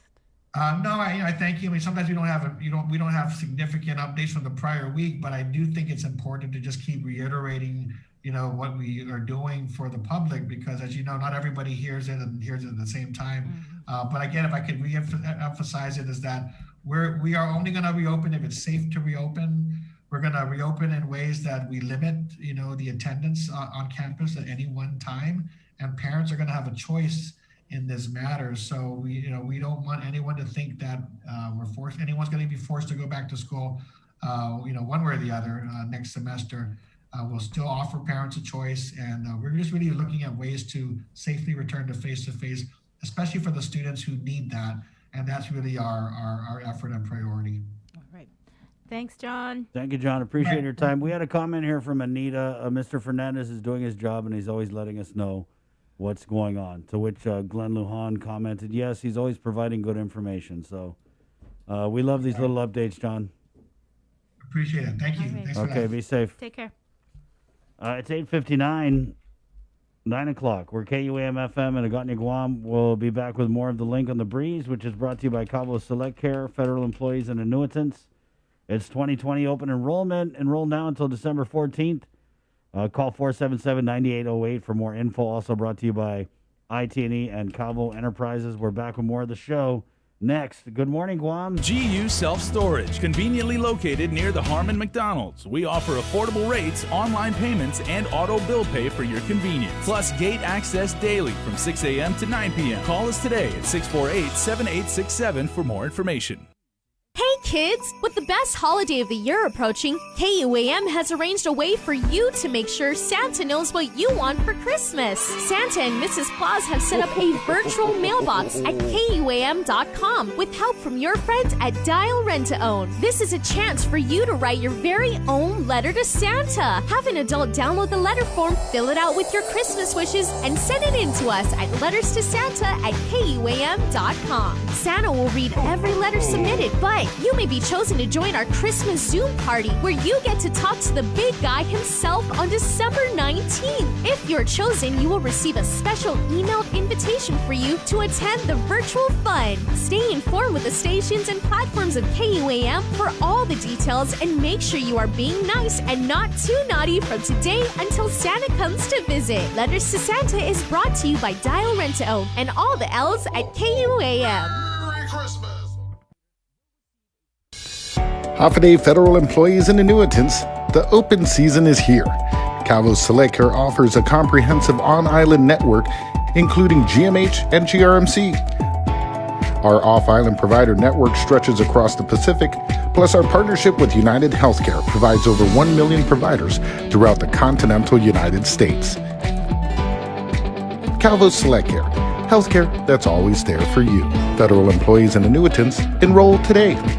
Let's get merry during the most wonderful time of the year by making spirits bright. KUAM and its community partners, McDonald's of Guam, Coast 360 Federal Credit Union, Office of the Governor, Island-Wide Beautification Task Force, and the Guam Museum want to highlight your decorations and lights by flooding the social media pages of KUAM with your videos and photos. Finish your holiday setup, snap a few shots or video of your delightful display, and send it to us through social media or email them to promotions@KUAM.com. KUAM.com. Check out our posts every Friday or tune in to KUAM News Weekend Edition for a special montage of the submissions certain to be making spirits bright with every broadcast. Warmest holiday wishes from McDonald's of Guam, Coast 360 Federal Credit Union, Office of the Governor, Island-Wide Beautification Task Force, the Guam Museum, and KUAM Communications.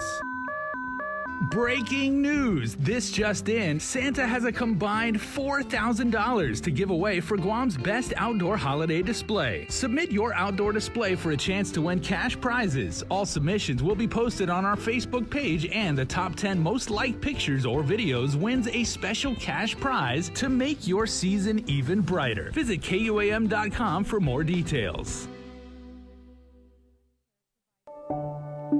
You overcame the challenges of this day and age and showed the world that our spirit of Inafat Malik is unbreakable.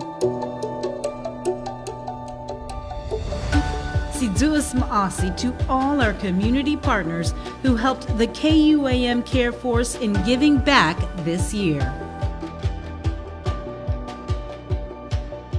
And thanks to you especially, the people of Guam. Your kindness and generosity gave hope to so many in need this year. Let Giving Tuesday be the spark that keeps the spirit of generosity going throughout the year. The Christmas Pops virtual marketplace continues on the stations of KUAM and on our webpage at KUAMChristmasPops.com. Catch the encore through December 11th on demand and on the stations of KUAM Communications. The Christmas Pops virtual marketplace is presented by Stroll Courier. Get all your packages, documents, and gifts delivered island-wide. Visit strollguam.com/courier and book a delivery today. Domino's. Visit domino's.gu for faster, easier online ordering. And JA Guam, bringing the business of life to life. Even a small gesture of kindness can brighten a child's day on Christmas. With donations more challenging to deliver, this year, the Salvation Army is in need of your help with their Toys and Joy Drive. Donate new toys or gifts for children and teens anytime between 9 a.m. to 5 p.m. at their Teton office drop boxes up until December 22nd. You can also drop off your toys to our donation drive-thru in our parking lot in Harmon between 7 a.m. to 2 p.m. on Giving Tuesday, December 1st. Let's all do our part and dig deep to bring some joy to kids in need this Christmas. We got your 6 at 6 a.m. with the link on Breeze 93.9 FM. Bree and I connect you with all the latest news and information you need to know to start your day. Then check back with Guam's news leader at 6 p.m. for the day's top headlines with KUAM News Primetime. From 6 a.m. to 6 p.m. and everything else in between with KUAM Digital, we got your 6.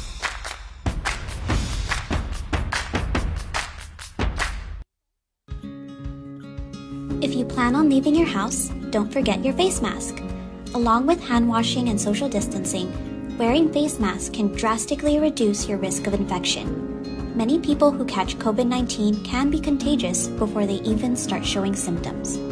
The more people who use face masks, the less the virus can be transmitted and fewer individuals are exposed. When we both wear face masks, I protect you, you protect me, and we are both safe.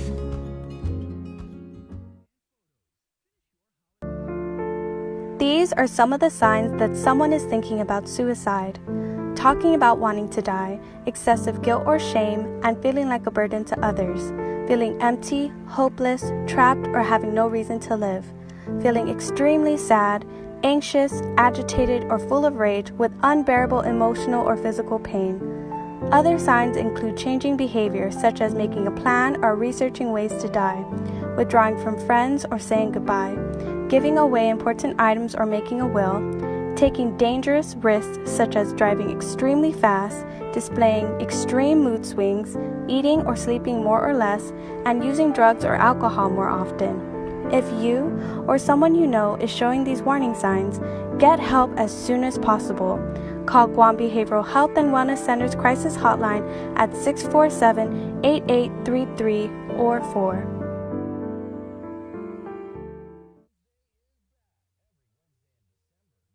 Our frontliners have been working tirelessly to keep us safe, and now they need your help to get our island back up and running as safely as possible. Did you know your smartphone can be one of the most powerful tools in our fight against COVID-19? That's why we're bringing you the Guam COVID Alert Exposure Notification app. This app works by letting you know if you've been exposed to someone who's positive. It's completely voluntary, and more importantly, it's completely anonymous. It does not track who you are or your location. Researchers at Oxford University have found that for every 100 to 200 downloads of the app, it can prevent 100 infections and save one life. Add your phone to the COVID fight by going to guamcovidalert.guam.gov or download it from the App Store or Google Play now. Help Guam stop COVID-19.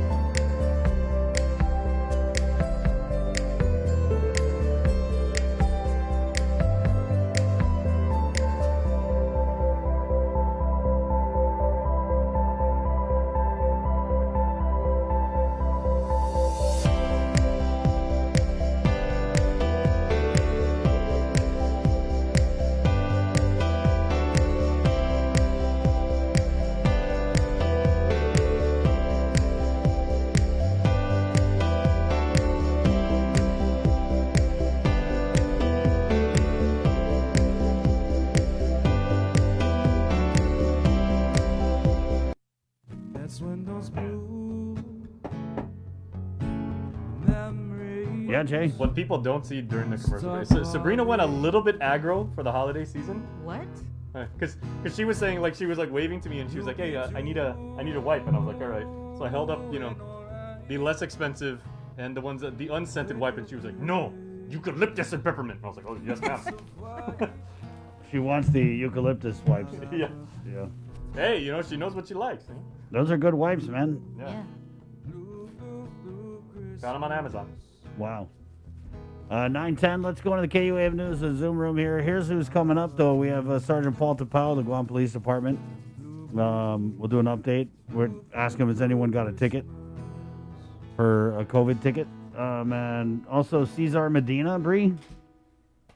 Yes, he's coming on. We are going to be talking about a program that we're working on to help raise money for the Salvation Army, and it's through dance. So I'm excited to do that interview with him. Wait, how much dancing are we going to have to do? It's the Chris, please don't dance type of dancing. Good. Thank you. Right on. Perfect. 9:10. Let's go into the Zoom room now. We have Christine Boleto from the Chamber of Commerce, of course. Good morning, Christine. Good morning. So how about I have a hard time hearing you, Chris. You're like really low. Am I? How about now? That's weird. That's better. Okay. It could be my audio. Right on. So Christine, we brought you on because we saw you guys had come out with a release about this bag bill that's on the session agenda, and yes. So, I mean, basically, it's not that we're opposed to the bill, but the implementation of the ban is basically January 1st, 2021, which is like 3 weeks away from now. And so, we're basically asking for a delay in implementation until the following year. As you guys know, I mean, we are in the worst economic crisis that our island has seen. Many businesses have closed. Some have not even opened. We've got a lot of struggles happening in commerce. And so, we're just asking for a delay to give businesses and the community an opportunity to transition. You've got businesses, especially small ones, that have not been able to deplete their current inventory. You've got distributors that have, up to a year's supply of bags on hand. And in order to change to comply with the law, it's going to require some planning. It's going to require these businesses to place orders for reusable bags. It's going to require capital to pay for these items. And then, even from the distributor down to the retail or restaurant, ideally you want them to deplete the inventory they have on hand because there's a cost to that. And right now they're struggling hard enough without having to provide or put that additional burden on them. And so that was basically the gist of the request. We have been reaching out to different senators as well, asking if they would support the amendment to delay the implementation. We're also trying to partner with the Guam Women's Chamber and GHRA. This all came about yesterday, so it's been really rushed, but I'm trying to get a hold of the ladies this morning and ask if they can assist us in lobbying for the delay. And so, yeah, that's where we're at. And we're really hoping that the senators consider that and postpone the implementation until next year, January. Did this just come on the chamber's radar yesterday, or because the public hearing on this bill was in October? So there's the bill, from what I understand, has actually been floating for 2 years. This is something that's been an initiative of I forgot, it's the sustainability group. I forgot what their official name is. And so, I've had discussions with even Kathy Skrull on this, and we were both talking like there was never an educational campaign. No one was sure if this was going to pass. And so, it's kind of sad, because of COVID. And so it came on our radar yesterday as far as like, yes, it's likely that it's going to be pushed through. And the implementation date was going to be January 1st, 2021. So in reaching out to some of the senators, can you tell us who you reached out to and what was their response? So I've basically been reaching out through WhatsApp texts. It was quite early in the morning and I didn't want to call anybody at 4 a.m. or 6 a.m. So Sorry. I'm actually waiting for their responses. And then, again, we have other members of our board of directors that are reaching out to senators that they have relationships with as well. So that's where, some personal calls are going to take place. And again, even when asking the Guam Women's Chamber and GHRA for their assistance, asking them if they can also call senators and ask for the delay. Right. Yeah, the message that went out, I think it was last night from the chamber. I mean, it really painted a picture of dire circumstances. Yeah. Yes. And again, pointing out it's not just businesses.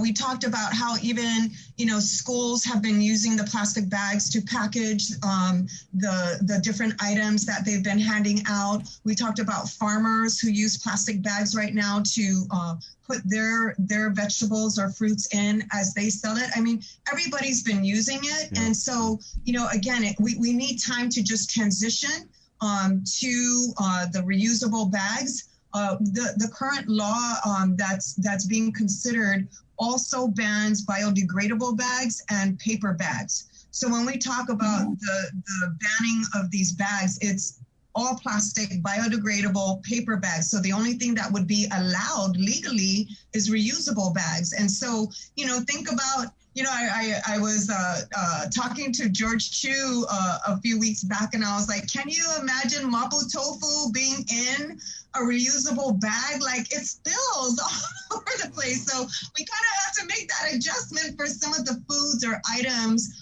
that traditionally have used plastic bags to sort of contain spillage and whatnot. And so, again, it's a transition. While we're asking, it's time to transition, give businesses or even community organizations or farmers, give everyone a chance to figure out what they need to do to comply with the law and then make the necessary arrangements to do so. And again, a lot of our businesses are not even open. We're looking at, even with vaccination, possible reopening in March or April of next year. So if this goes into effect, there's a lot of businesses that have not even opened that are going to, all of a sudden, no income all this time, opening. We're just trying to, get our basically our feet on the ground, and then here's this additional burden. And I just want to put out there as well that we've got in March a minimum wage increase that's going to hit all the businesses. So, there's just a lot going on in the face of kind of this, trying to recover from the pandemic. And so, we're just asking for compassion, for the consideration of delaying this so that we give everyone an opportunity to transition. Uh-oh, the C word.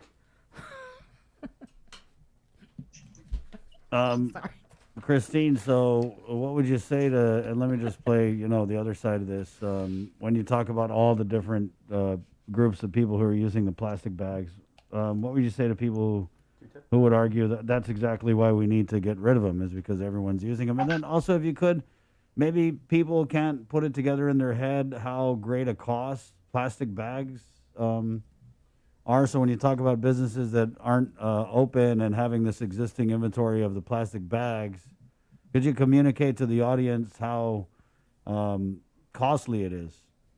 Because maybe they don't realize. Yes. Or whatever.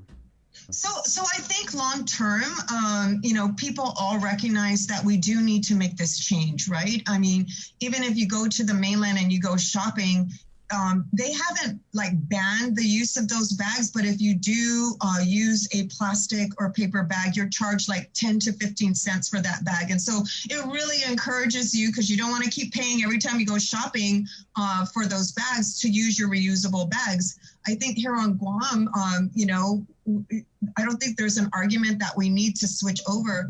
Again, the argument is in this current climate, we need an educational campaign. We need time for people to transition. And to your point about the cost, when I was talking to Kathy last night, she was saying, you look at a plastic bag that maybe will cost, 5 cents, a few cents to 5 cents. When you're talking about a paper bag, you're talking in excess of 20 to 25 cents and up, depending on the quality, depending on the size. And, for businesses, that adds up. You use a lot of bags depending on the size of your business. If you think about a restaurant, we're only doing takeout now. So imagine the cost of that bag and, bagging all the different food items that they need to on a daily basis. It really adds up. It really does. And, paper supplies, which is, what we consider your to-go containers. A lot of people have moved to more reusable plastics. Those are quite expensive. The bags that hold them, the utensils, the to-go packets, all of that, like PPPs, is a cost. And right now, we can't even keep our people employed at full-time hours. We can't bring people back to work. We need the opportunity to recover. And then, we can move towards this.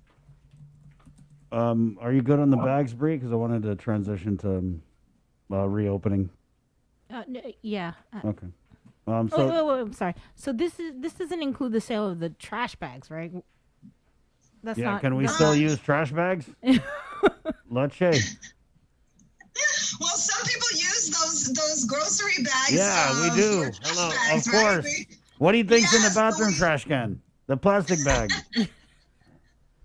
So we're actually going to have to buy trash bags for all of us out there that use those bags for the bathroom trash can or the bedroom trash can or whatnot. But I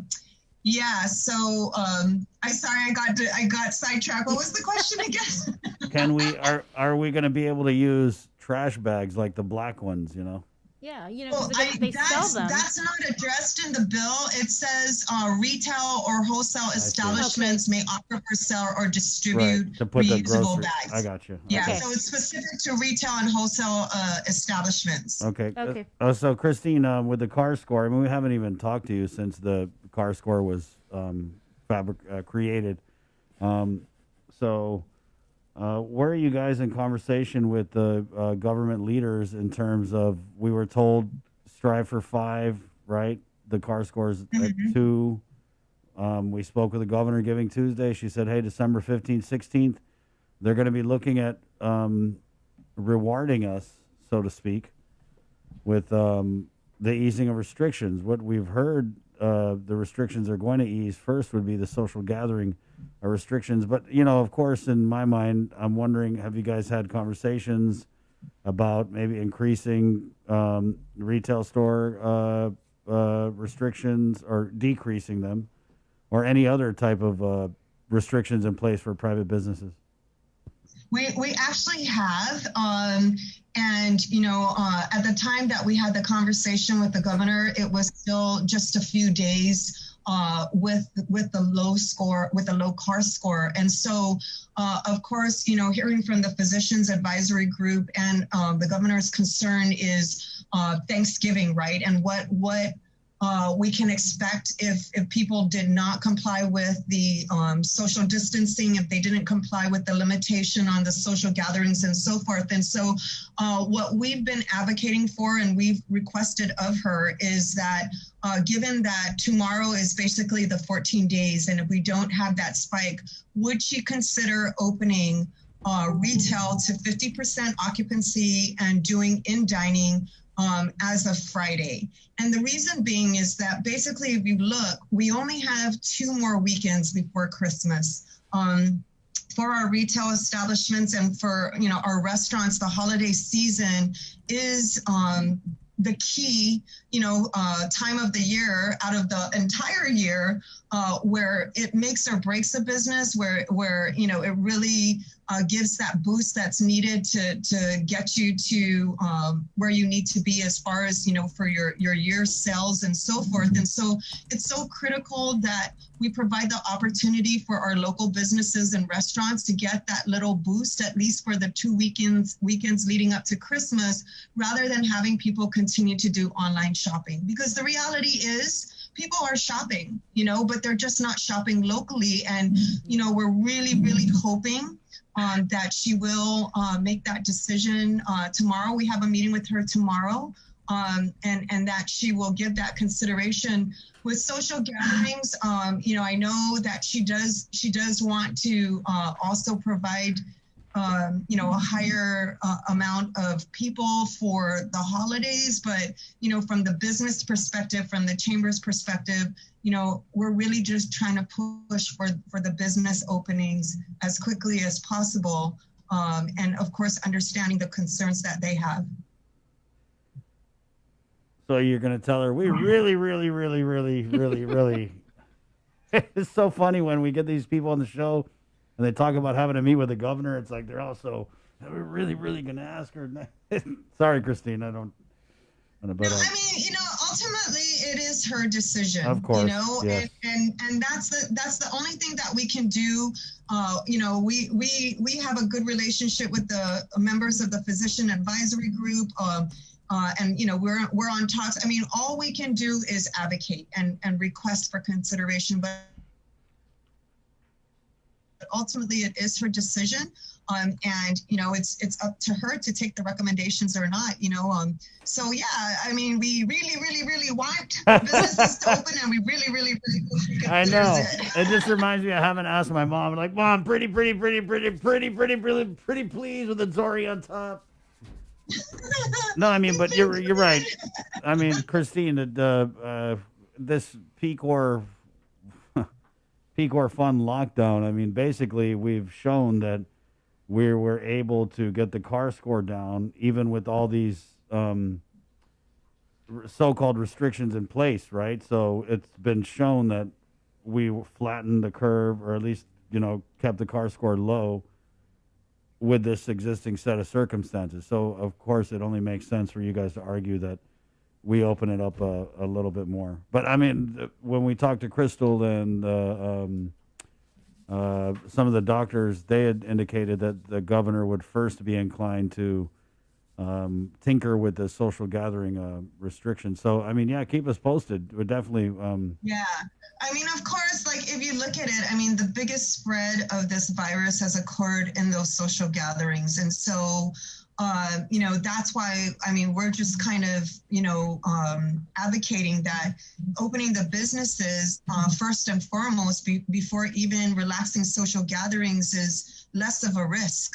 When you take a look at it, and, again, we're past the 14 days as of tomorrow. If we haven't seen the spike from Thanksgiving, it's not likely that they're going to develop it on the 15th day. And so we really just need to get those businesses open for the weekend and give our local people a chance to shop and help our local businesses survive.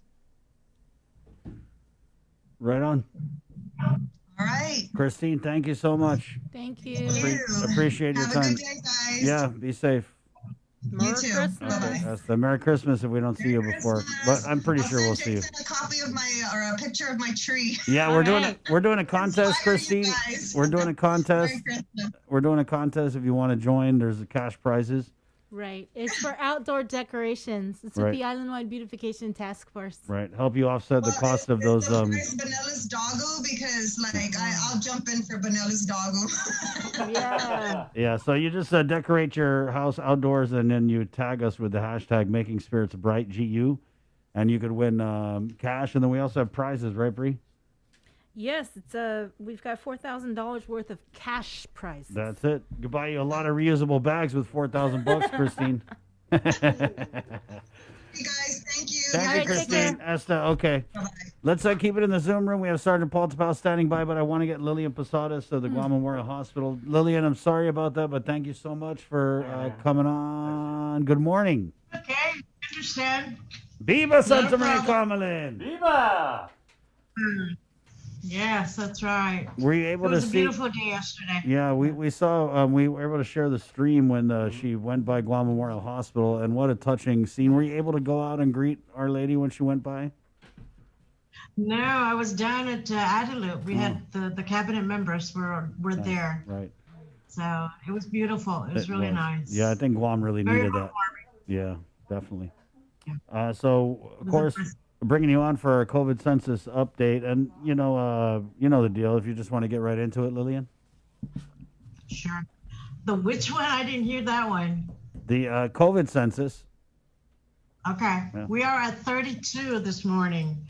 We were ranging 27, 28 over the weekend and also yesterday, but this morning it seems like to be creeping up. I hope it's not going to go beyond 32, but we are at 32.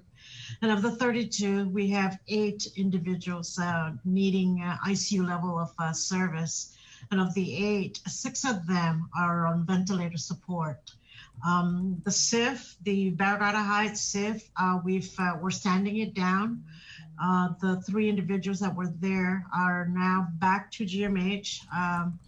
And so it is empty. And so we're working with the contractor to try and get started with the splitting up the HVAC system there. I wanted to ask, because we had had a tip here about another COVID-related fatality. Lillian, are you able to confirm that?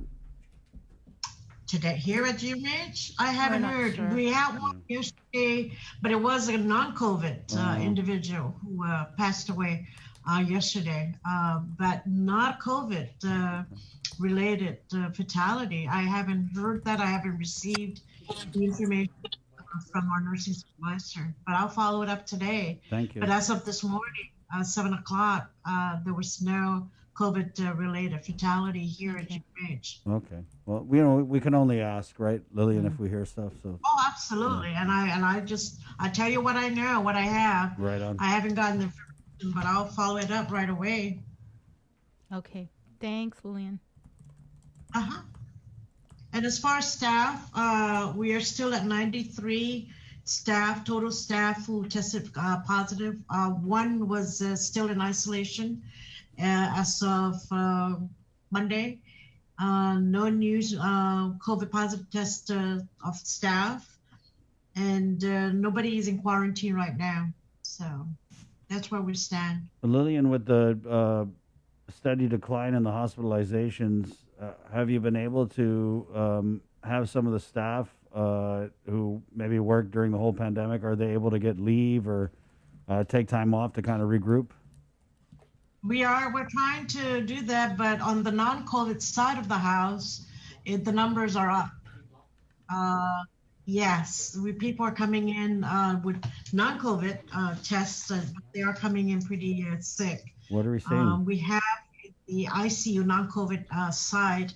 We have 7 individuals in the ICU who are non-COVID, and so we had several people in the emergency room needing to be admitted to telemetry and also to just regular medical surgical inpatient unit. And so on the non-COVID side, we're seeing an increase of individuals needing to be in the hospital. What are they coming in for?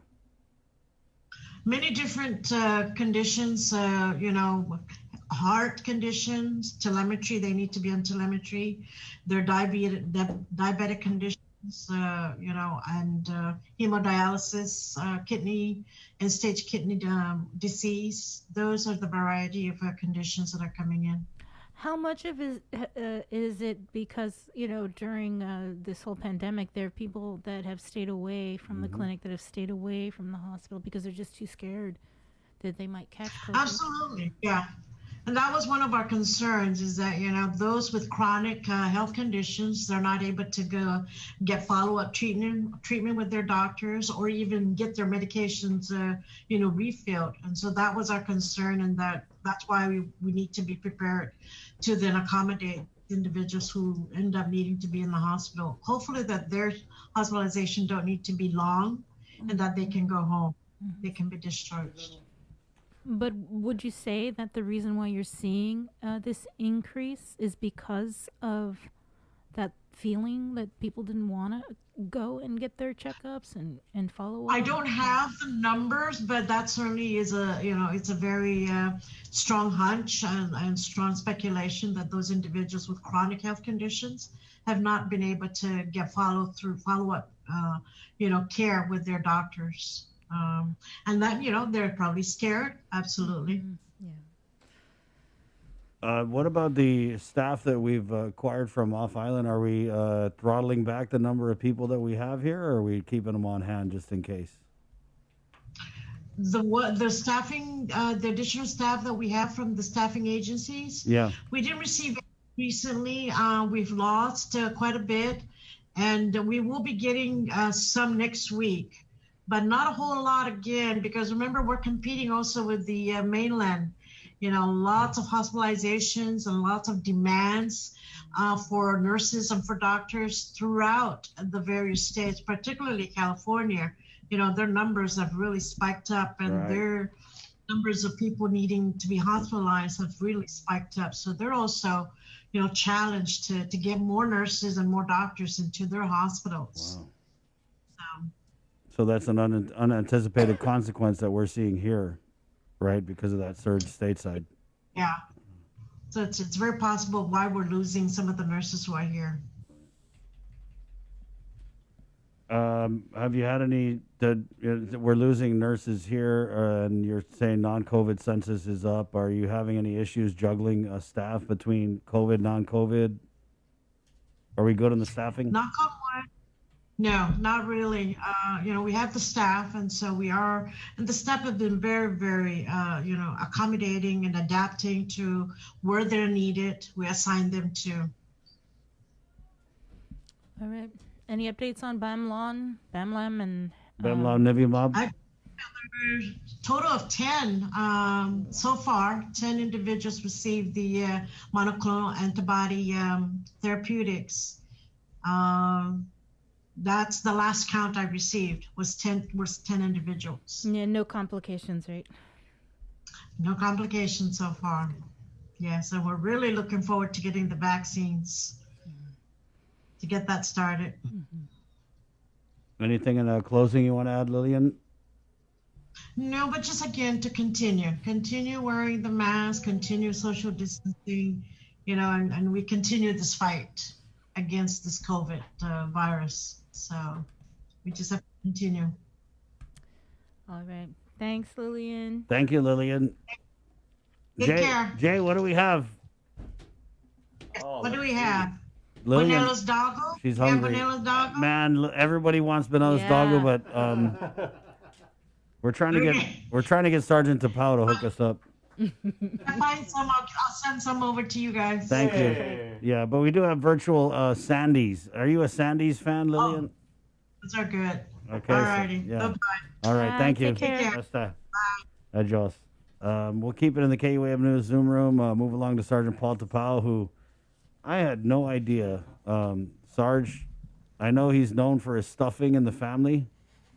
But he just sent me a picture of his Bonellis doggo, and I think we have a. I'm gonna put it in the chat, Jay. Sure. I want to see this.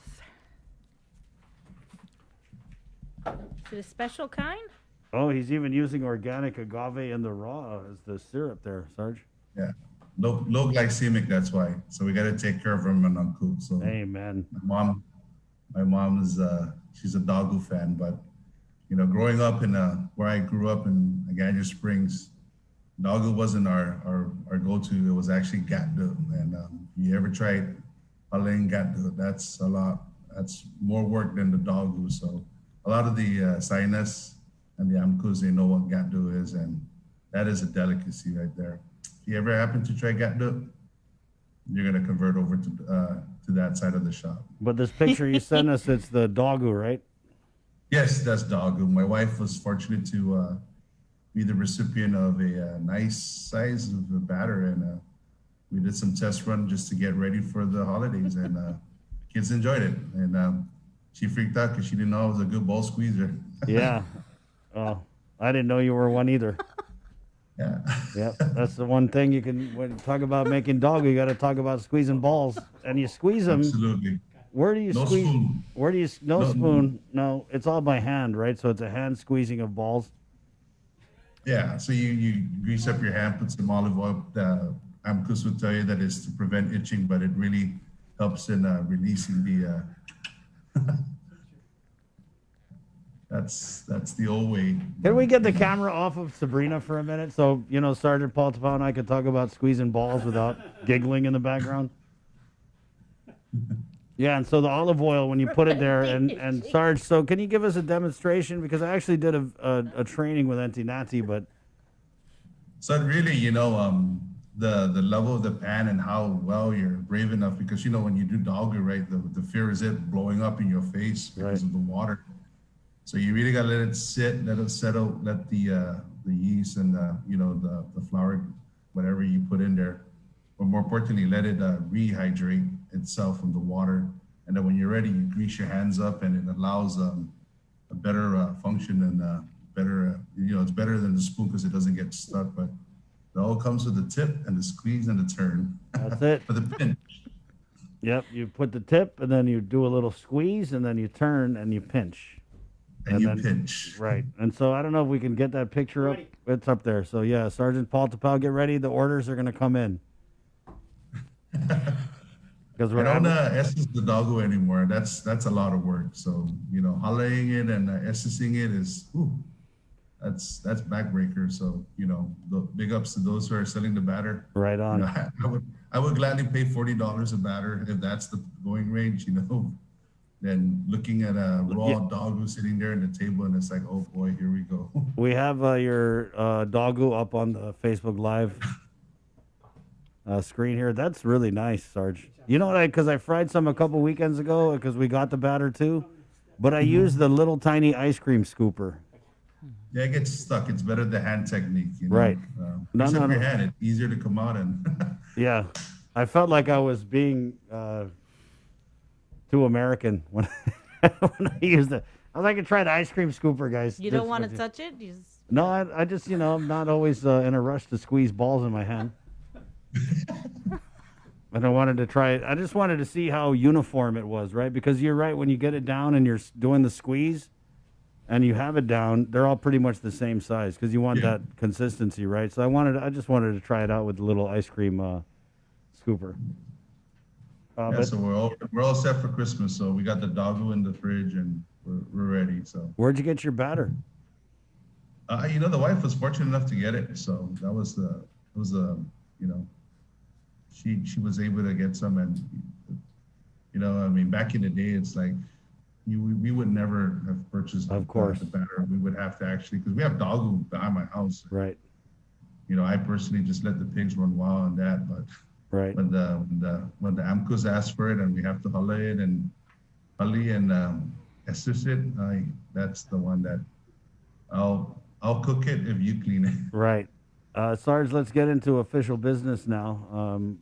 Absolutely. Have we had anybody get fined or issued tickets for breaking the COVID rules? No, we've been tracking, the Guam Police Department has been tracking since Thanksgiving. So, it's really testament of the community in itself for understanding the importance. As you can see, you had Lillian and you had Public Health in the show, and of course, Dr. Cabrera talking about the numbers going down. And that's just really a reflection of the entire community. And, I guess with the timing of when they granted us the authority to issue the citation, I think the community understood once we hit the triple digits of a positive rate and our hospitalization that we're almost touching 100 people on a daily basis. They understood the magnitude of what we needed to do as a community. So, being equipped with the authority to issue a citation, that was one of the things in which, the Guam Police Department would, utilize in the event where we would have to do intervention or social gathering and stuff. But, mind you, prior to the onset of COVID, I want to reiterate that, the community interaction with GPD was, well over 3,500 to almost 4,000 community interactions since the onset of COVID. And now that we've had the authority to issue citations to not just homes, but also businesses alongside Department of Public Health and Social Service, we've been tracking. So as of, Thanksgiving, there were no citations that's issued. And again, that really is indicative of what's happening now with the community and understanding and seeing the numbers that are actually going down. So, it's a tool that we can use to educate, and it's a tool that we can also use to enforce, so that there's also education through enforcement. But again, it's really, we're seeing the numbers go down, and it's looking really good. But again, we can't keep our, let our guard down. We always got to be on alert and always be, understanding that things can change. But just the practices that we've been doing to bring these numbers down, it's phenomenal to see it. What about, do you have any new information or any information on the incident that occurred in Tamuning yesterday afternoon? Is it still classified as an aggravated assault case? Yes, and that's an ongoing case. And, again, that happened shortly after 2:00 yesterday afternoon. That occurred along East Tunsugundu Leon Guerrero Street. And it was it's still classed as an ag assault. This case has been assumed by our Criminal Investigation Division. A 54-year-old male was transported to Guam Memorial Hospital for care relative to the injury sustained. Now, again, this is pretty much where we asked the community the time, the location. I was there a bit right after you guys left, and I was seeing a lot of the, some foot traffic, people coming out, and we were asking the community within that area if anybody had witnessed, or if anybody is, willing to provide information that can aid our investigators. We were humbly asking for their assistance, but again, this case is classed as an aggravated assault and has been assumed by our criminal investigators. So if anybody would like to provide information and remain anonymous, utilize the Guam Crime Stoppers at guam.crimestoppersweb.com. What is his condition? I don't know. Unfortunately, when we got there, they were still treating him. He was, the officers that were at the hospital at the time had indicated that he was going through a CAT scan at that time. So we do know that he is going to be admitted, or he has been admitted at GMH. Yeah, I was actually on the scene there yesterday, Sergeant, where I was able to see them taking photos of a vehicle there at the scene. But what would you say to just residents in Tamuning? I mean, broad daylight, guy getting, it kind of seems like hit over the head. How safe? It's fairly safe. It really is. These are one of the things in which we're trying to understand as to what transpired relative to this case. So, we're working closely with a lot of the business establishments that are along the area that, we can obtain some surveillance footage that can aid the case. So this is really, it was a nice day. People, like I said, people were walking, people were exercising. So, it's fairly safe in that strip of neighborhood. But again, this incident did happen, and we are asking, should anyone may have witnessed to please help us, give us the information that can bring closure to this case. So was there any sort of signs a blunt force trauma? Or? We don't know yet. We're still working. I'm going to be brief because, as you know, too, there was another incident that happened in Affamy Road in Sinahanya. So, our detectives were pretty much spread throughout. So I will be getting another back brief from CID as to, what had transpired at the Tumuni site and, of course, what happened at the Affamy Sinahanya site. Can you give us more information then on the Affamy Sinahanya site involving is it 77-year-old woman? 77-year-old female. She was actually it's classed as an injured person. As we reported it, medics treated and transported to Naval Hospital Guam relative to the injuries that she sustained. Now, again, immediately our officers had activated GPD CID, in which this case has also been assumed by our detectives. So working alongside with what happened in Tumuni and of course what happened in Affamy. So, our detectives and I should be providing more information as a result of the Affamy incident. So that's actually being reviewed. So we should have something more to report on in that incident. Mm-hmm. You say injured person. Is there any reason to believe she was assaulted? It's a classification based on the severity of the injuries. We take it, at its full totality and utilize that moving forward. It's just a classification that's used in the initial assessment of the call. And again, things change, things can change. Should an arrest be laid, we can actually lay the charges, moving forward. But it's just a classification at the time of the incident. Again, there's many factors that needs to be put into play in reclassifying and of course moving forward. So, when we do like incidents of homicides before they get classified as a homicide, we classify it as a death investigation. Death can do either one natural death, self-inflicted death, or that of homicide or murder. And again, these are incidents in which are ruled by the chief medical examiner should any reclassification. But in its initial phases, it's really just a classification that is used to open up the investigation. So what were the factors in determining this was an injured person? It's pretty much based on the injuries, and everything. But again, as things develop, as more information gets provided, these supplemental information gets added into the investigation. And, although it may be classed as this, it can also change into another degree or another reclassification should it need be. When you say that, then are you saying that it could be self-inflicted injuries? And that's the whole purpose. And then, as the cases or the investigation moves forward, it pretty much acts as an umbrella. So when we do classification, it acts as an umbrella moving forward with the investigation. So like I gave the example of a death investigation, if you yet to determine whether it was self-inflicted, whether the investigators have yet to determine whether it was natural causes or that was, premeditated murder or homicide. In that sort of manner, the classification in itself is pretty much an umbrella for the investigation. But once the investigatory part of the aspect of the case gets added in, it paints a bigger picture or a better picture moving forward. Should an arrest be laid, or should an autopsy findings be determined by the chief medical examiner, or any other evidentiary factor that can that has contributed to the case, will we'll move forward with the case. But it's pretty much just a classification in its own right for the course of the investigation. Okay, so there was enough factors to determine that the individual and like I said, I have more in the information Tumuni incident was assaulted.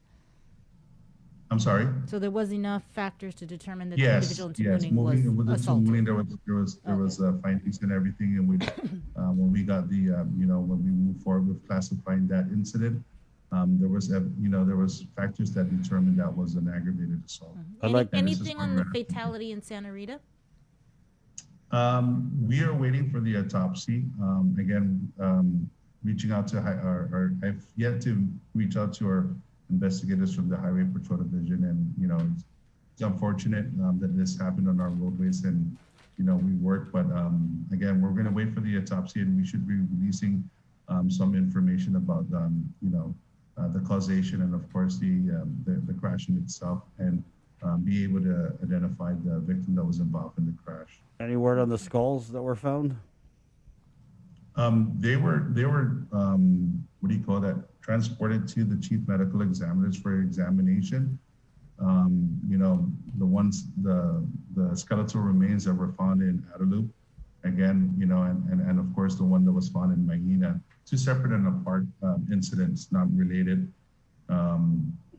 Again, we use the direction of the chief medical examiner to reach out to agencies such as Department of Parks and Recs, where the historical, scientists that are there, or the University of Guam, that can give us a real carbon dating so that we can determine whether the skulls are in fact ancestral remains, World War II remains, or remains that we may need to investigate. So, these are things in which, if you look at the area and where there are, erosion may have played a factor in this. Again, these are things in which we have to consider. The remains that were found in, we've reported many times, several times, about remains that were found within the vicinity of the Mahina and Nimitz Hill area. And a lot of it came back as related to relations to the war. And of course, some were also related to ancestral remains. So, these are the factors that are in play when we find skeletal remains on the island. Sorry, last question, Sarge, about checkpoints. Are we going to be seeing any checkpoints? We should be putting out information to that. This is the time. We work closely with the Department of Public Works and the Office of Highway Safety, and it's the campaign "Click It or Ticket" or "Drive Sober, Get Pulled Over." It's different times, unprecedented times, and the wife and I just had a conversation about, we don't see any Christmas parties or office parties, and this is where my senses ramp up during the time of the year because of the the DUI issues and everything. But understanding where we are in the pandemic, we are just coordinating with our officers from the Highway Patrol Division, and we will be putting information in regards to any holiday checkpoints or DWI checkpoints. Thank you, Sarge. Anything new with Michael Castro? Just drive sober, man. Just drive sober and designated responsible sober driver. Any word on the search for Michael Castro? It's still ongoing. We're still, again, this is still a missing persons investigation. So we continue to ask for the community any information that can aid us. Call our dispatchers at 472-8911 or submit a tip at guam.crimestoppersweb.com. Again, this is an ongoing case. I spoke with our detectives up at CID and of course respective command. These cases are priority, as well as all the other death investigations, such as the Wanagan and that incident in Tumuni. So these are active cases. We have detectives that are actively working these cases, and they continue to work these cases, and eventually we'll get information that's going to aid them, and we'll bring, hoping and praying that we'll bring closure so that the families can have some sort of understanding as to what happened. But priority number one is giving us the information that can help us, and I think the community has, there's abundance of information that's out there that the Guam Police Department may have overlooked or has not received. And we ask the community, really let's work together in this and provide any information that can aid us in any of our cases. Thank you, Sarge. Absolutely. You guys stay safe, and thank you for everything that you guys do. Hey, I messaged you about where we can buy the batter, so if you know, just message I'll give you a link. I know a person that has one. I know a guy who's slanging bags. Thank you, Sarge. I do. On behalf of the Guam Police Department, our guys from Highway Patrol, please designate a responsible sober driver. We're in that time of the year, really difficult time, or different time that we're in. A sober driver is the gift of life. Designate somebody, and of course, on behalf of our working men and women of the Guam Police Department, stay safe out there. We do have a virus, and, we want to wish everybody a Merry Christmas. Thank you. Absolutely. God bless. All right, let's go ahead and bring on Cesar Medina, who, Cesar, I'm going to go get me a new pair of dancing shoes. Are you there, Cesar? What is an half-a-day, Chris and Sabrina? Thank you very much for inviting me today. It's really hard to take all these heartbreaking news. Yeah. That's why I'm here to lighten things up a little bit, if I may. And if you could, we're working together on this special show for Christmas, the dance festival, and of course it's to raise money for the Salvation Army. And this is actually part of something that you and your organization do every year in terms of picking a nonprofit and helping give back. Yes. So thank you, Sabrina, for briefing our committee with that. I bring you the Guam Allied Dance Force organization so that we can lighten up what we have this Christmas. I know we're going through a lot of things. So this is basically the collaboration of all the dance students from different schools, Department of Education, public, private, charter schools coming together as one to give a good show, a Christmas dance virtual experience performance. And I'm also tapping on dance studios as well. So I would like to take this opportunity to call out on dancers to come and join us for this production, being sponsored by KUAM, because it's going to be aired on KUAM channel on Christmas Day. So the best time to present it is, of course, the exact date, December 25, birthday of Jesus Christ, to celebrate through the performing arts and dance. So I would like to tap on all our dancers here on Guam, our community dancers from dance studios, dance school groups. All right, or if you have any groups out there who would like to join us, please tap on Sabrina, Jason, myself, and let us know if you would like to be a part of this group. All right, I know the dance studios are struggling right now, like myself. We're struggling, we're closed. But if you can, tap on your dancers, to put a video together, and we're gonna play it safe, of course. So we gotta go through the requirements, wearing masks. I know it's really hard to dance with mask on, but let's just do it for this one, just to give awareness to our community that that's basically what we need to do in order for us to play safe. And even us dancers, we need to do that in order for us to stay safe, all right, for our loved ones and for each other. Right. That's the thing about. I will give you the details of all the logistics for the videos. Let us know, please, if you would like to join us to be part of this. We're doing it on behalf of Guam Allied Dance Force, because Guam Allied Dance Force is basically a nonprofit organization as well, bringing all the dancers from Guam, come together and, support each other and do something for the community. And this year's beneficiary that we're helping out is, of course, our Salvation Army Guam. We're doing the bell ringing right now on Saturdays at GPO with my Simon Sanchez dancers, ADF delegates. We donated items for them, so they can at least share that to the needy families under the Guam Salvation Army. And now we're doing this, just so we can share our talents as well from Guam and to raise and to have an awareness of what we're going through right now. And whatever we can raise from this dance drive, will be offered, to Guam Salvation Army, 100%. And of course, Sabrina and the KUM will be sharing that with you later, how to proceed with that, how to donate. We don't have to be doing, telephone on TV. Yeah, we have other sources to do that. And we'll Thank you, Cesar. But for now, I would like to tap on the dance studio owners, dance choreographers, dance choreographers and dancers to come and get together for this special. Yeah, Cesar. Cesar, where do they call for more information? Do you have a number? Sorry. Oh, go ahead and tap on Guam Allied Dance Force Facebook. All right, we can respond from there. You can email me, cmmedina@gdoe.net. Yeah, those are the sources. And if you have my contact number, then please do tap on me as well, WhatsApp or whatnot.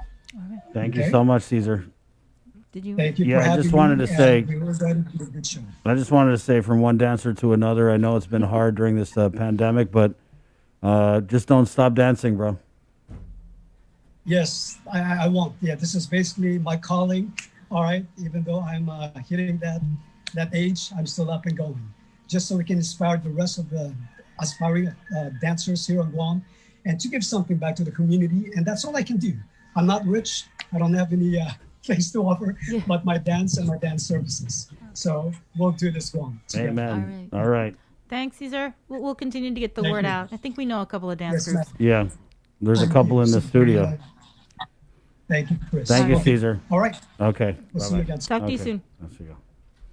Again, Real humble guy. So glad to Yeah. be working with him. Yeah, him and Ernest, we're partnering on two different shows. Ernest on the singing side, we've got Caesar on the dancing side. Right. And so, like you heard from Caesar, we are looking for dance groups that would like to submit a performance. Please do so. You could actually just send me, Sabrina@KUAM.com, if you're interested in doing a performance. And again, this whole thing is to help raise money for the Salvation Army. They've got their Red Kettle campaign going. And obviously because of the pandemic, it's difficult, right, to raise money. And so it'll all be done virtually. They do have a redkettle.org, I believe, where you can make a virtual donation. And that's what we're actually going to be doing during that show that will air on Christmas. Right on. Thank you. Just trying to do our part to bring you guys Christmas during COVID. It's 10:02. We're KUAM FM in Agotnia, Guam. Good job today, Sabrina. Good job, Chris. Joe, sir, good job. Jason Solis, good job. No, you really did a good job today, Sabrina. I love the questions that you had for our guests.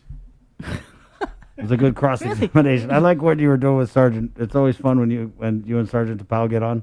Because, with the experience, I mean, Sabrina is the most experienced journalist, so she knows what to ask Nestor is. and how to ask. You know what I mean? No, I just thought that was interesting. So one is injured, the other is aggravated assault, but Right. yet you're asking for information on the aggravated assault if anybody saw anything, right? So then what is the difference with the injured person report Exactly. because both were injured? That's what I mean. You know what to ask. So, great. 10:04, Cabo Select Care, IT&E, Cabo Enterprises proud to present today's episode of The Link on the Breeze, Wednesday, December 9th.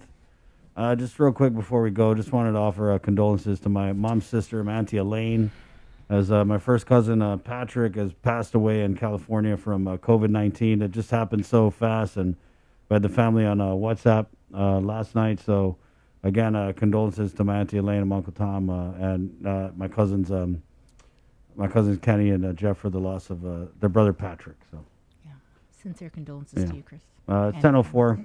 Thanks, guys. It's been a great time with you guys today. We'll be back at you again tomorrow with The Link on the Breeze, 93.9. My name's Chris. I'm Sabrina. Esta. Adios. KUAM and Domino's.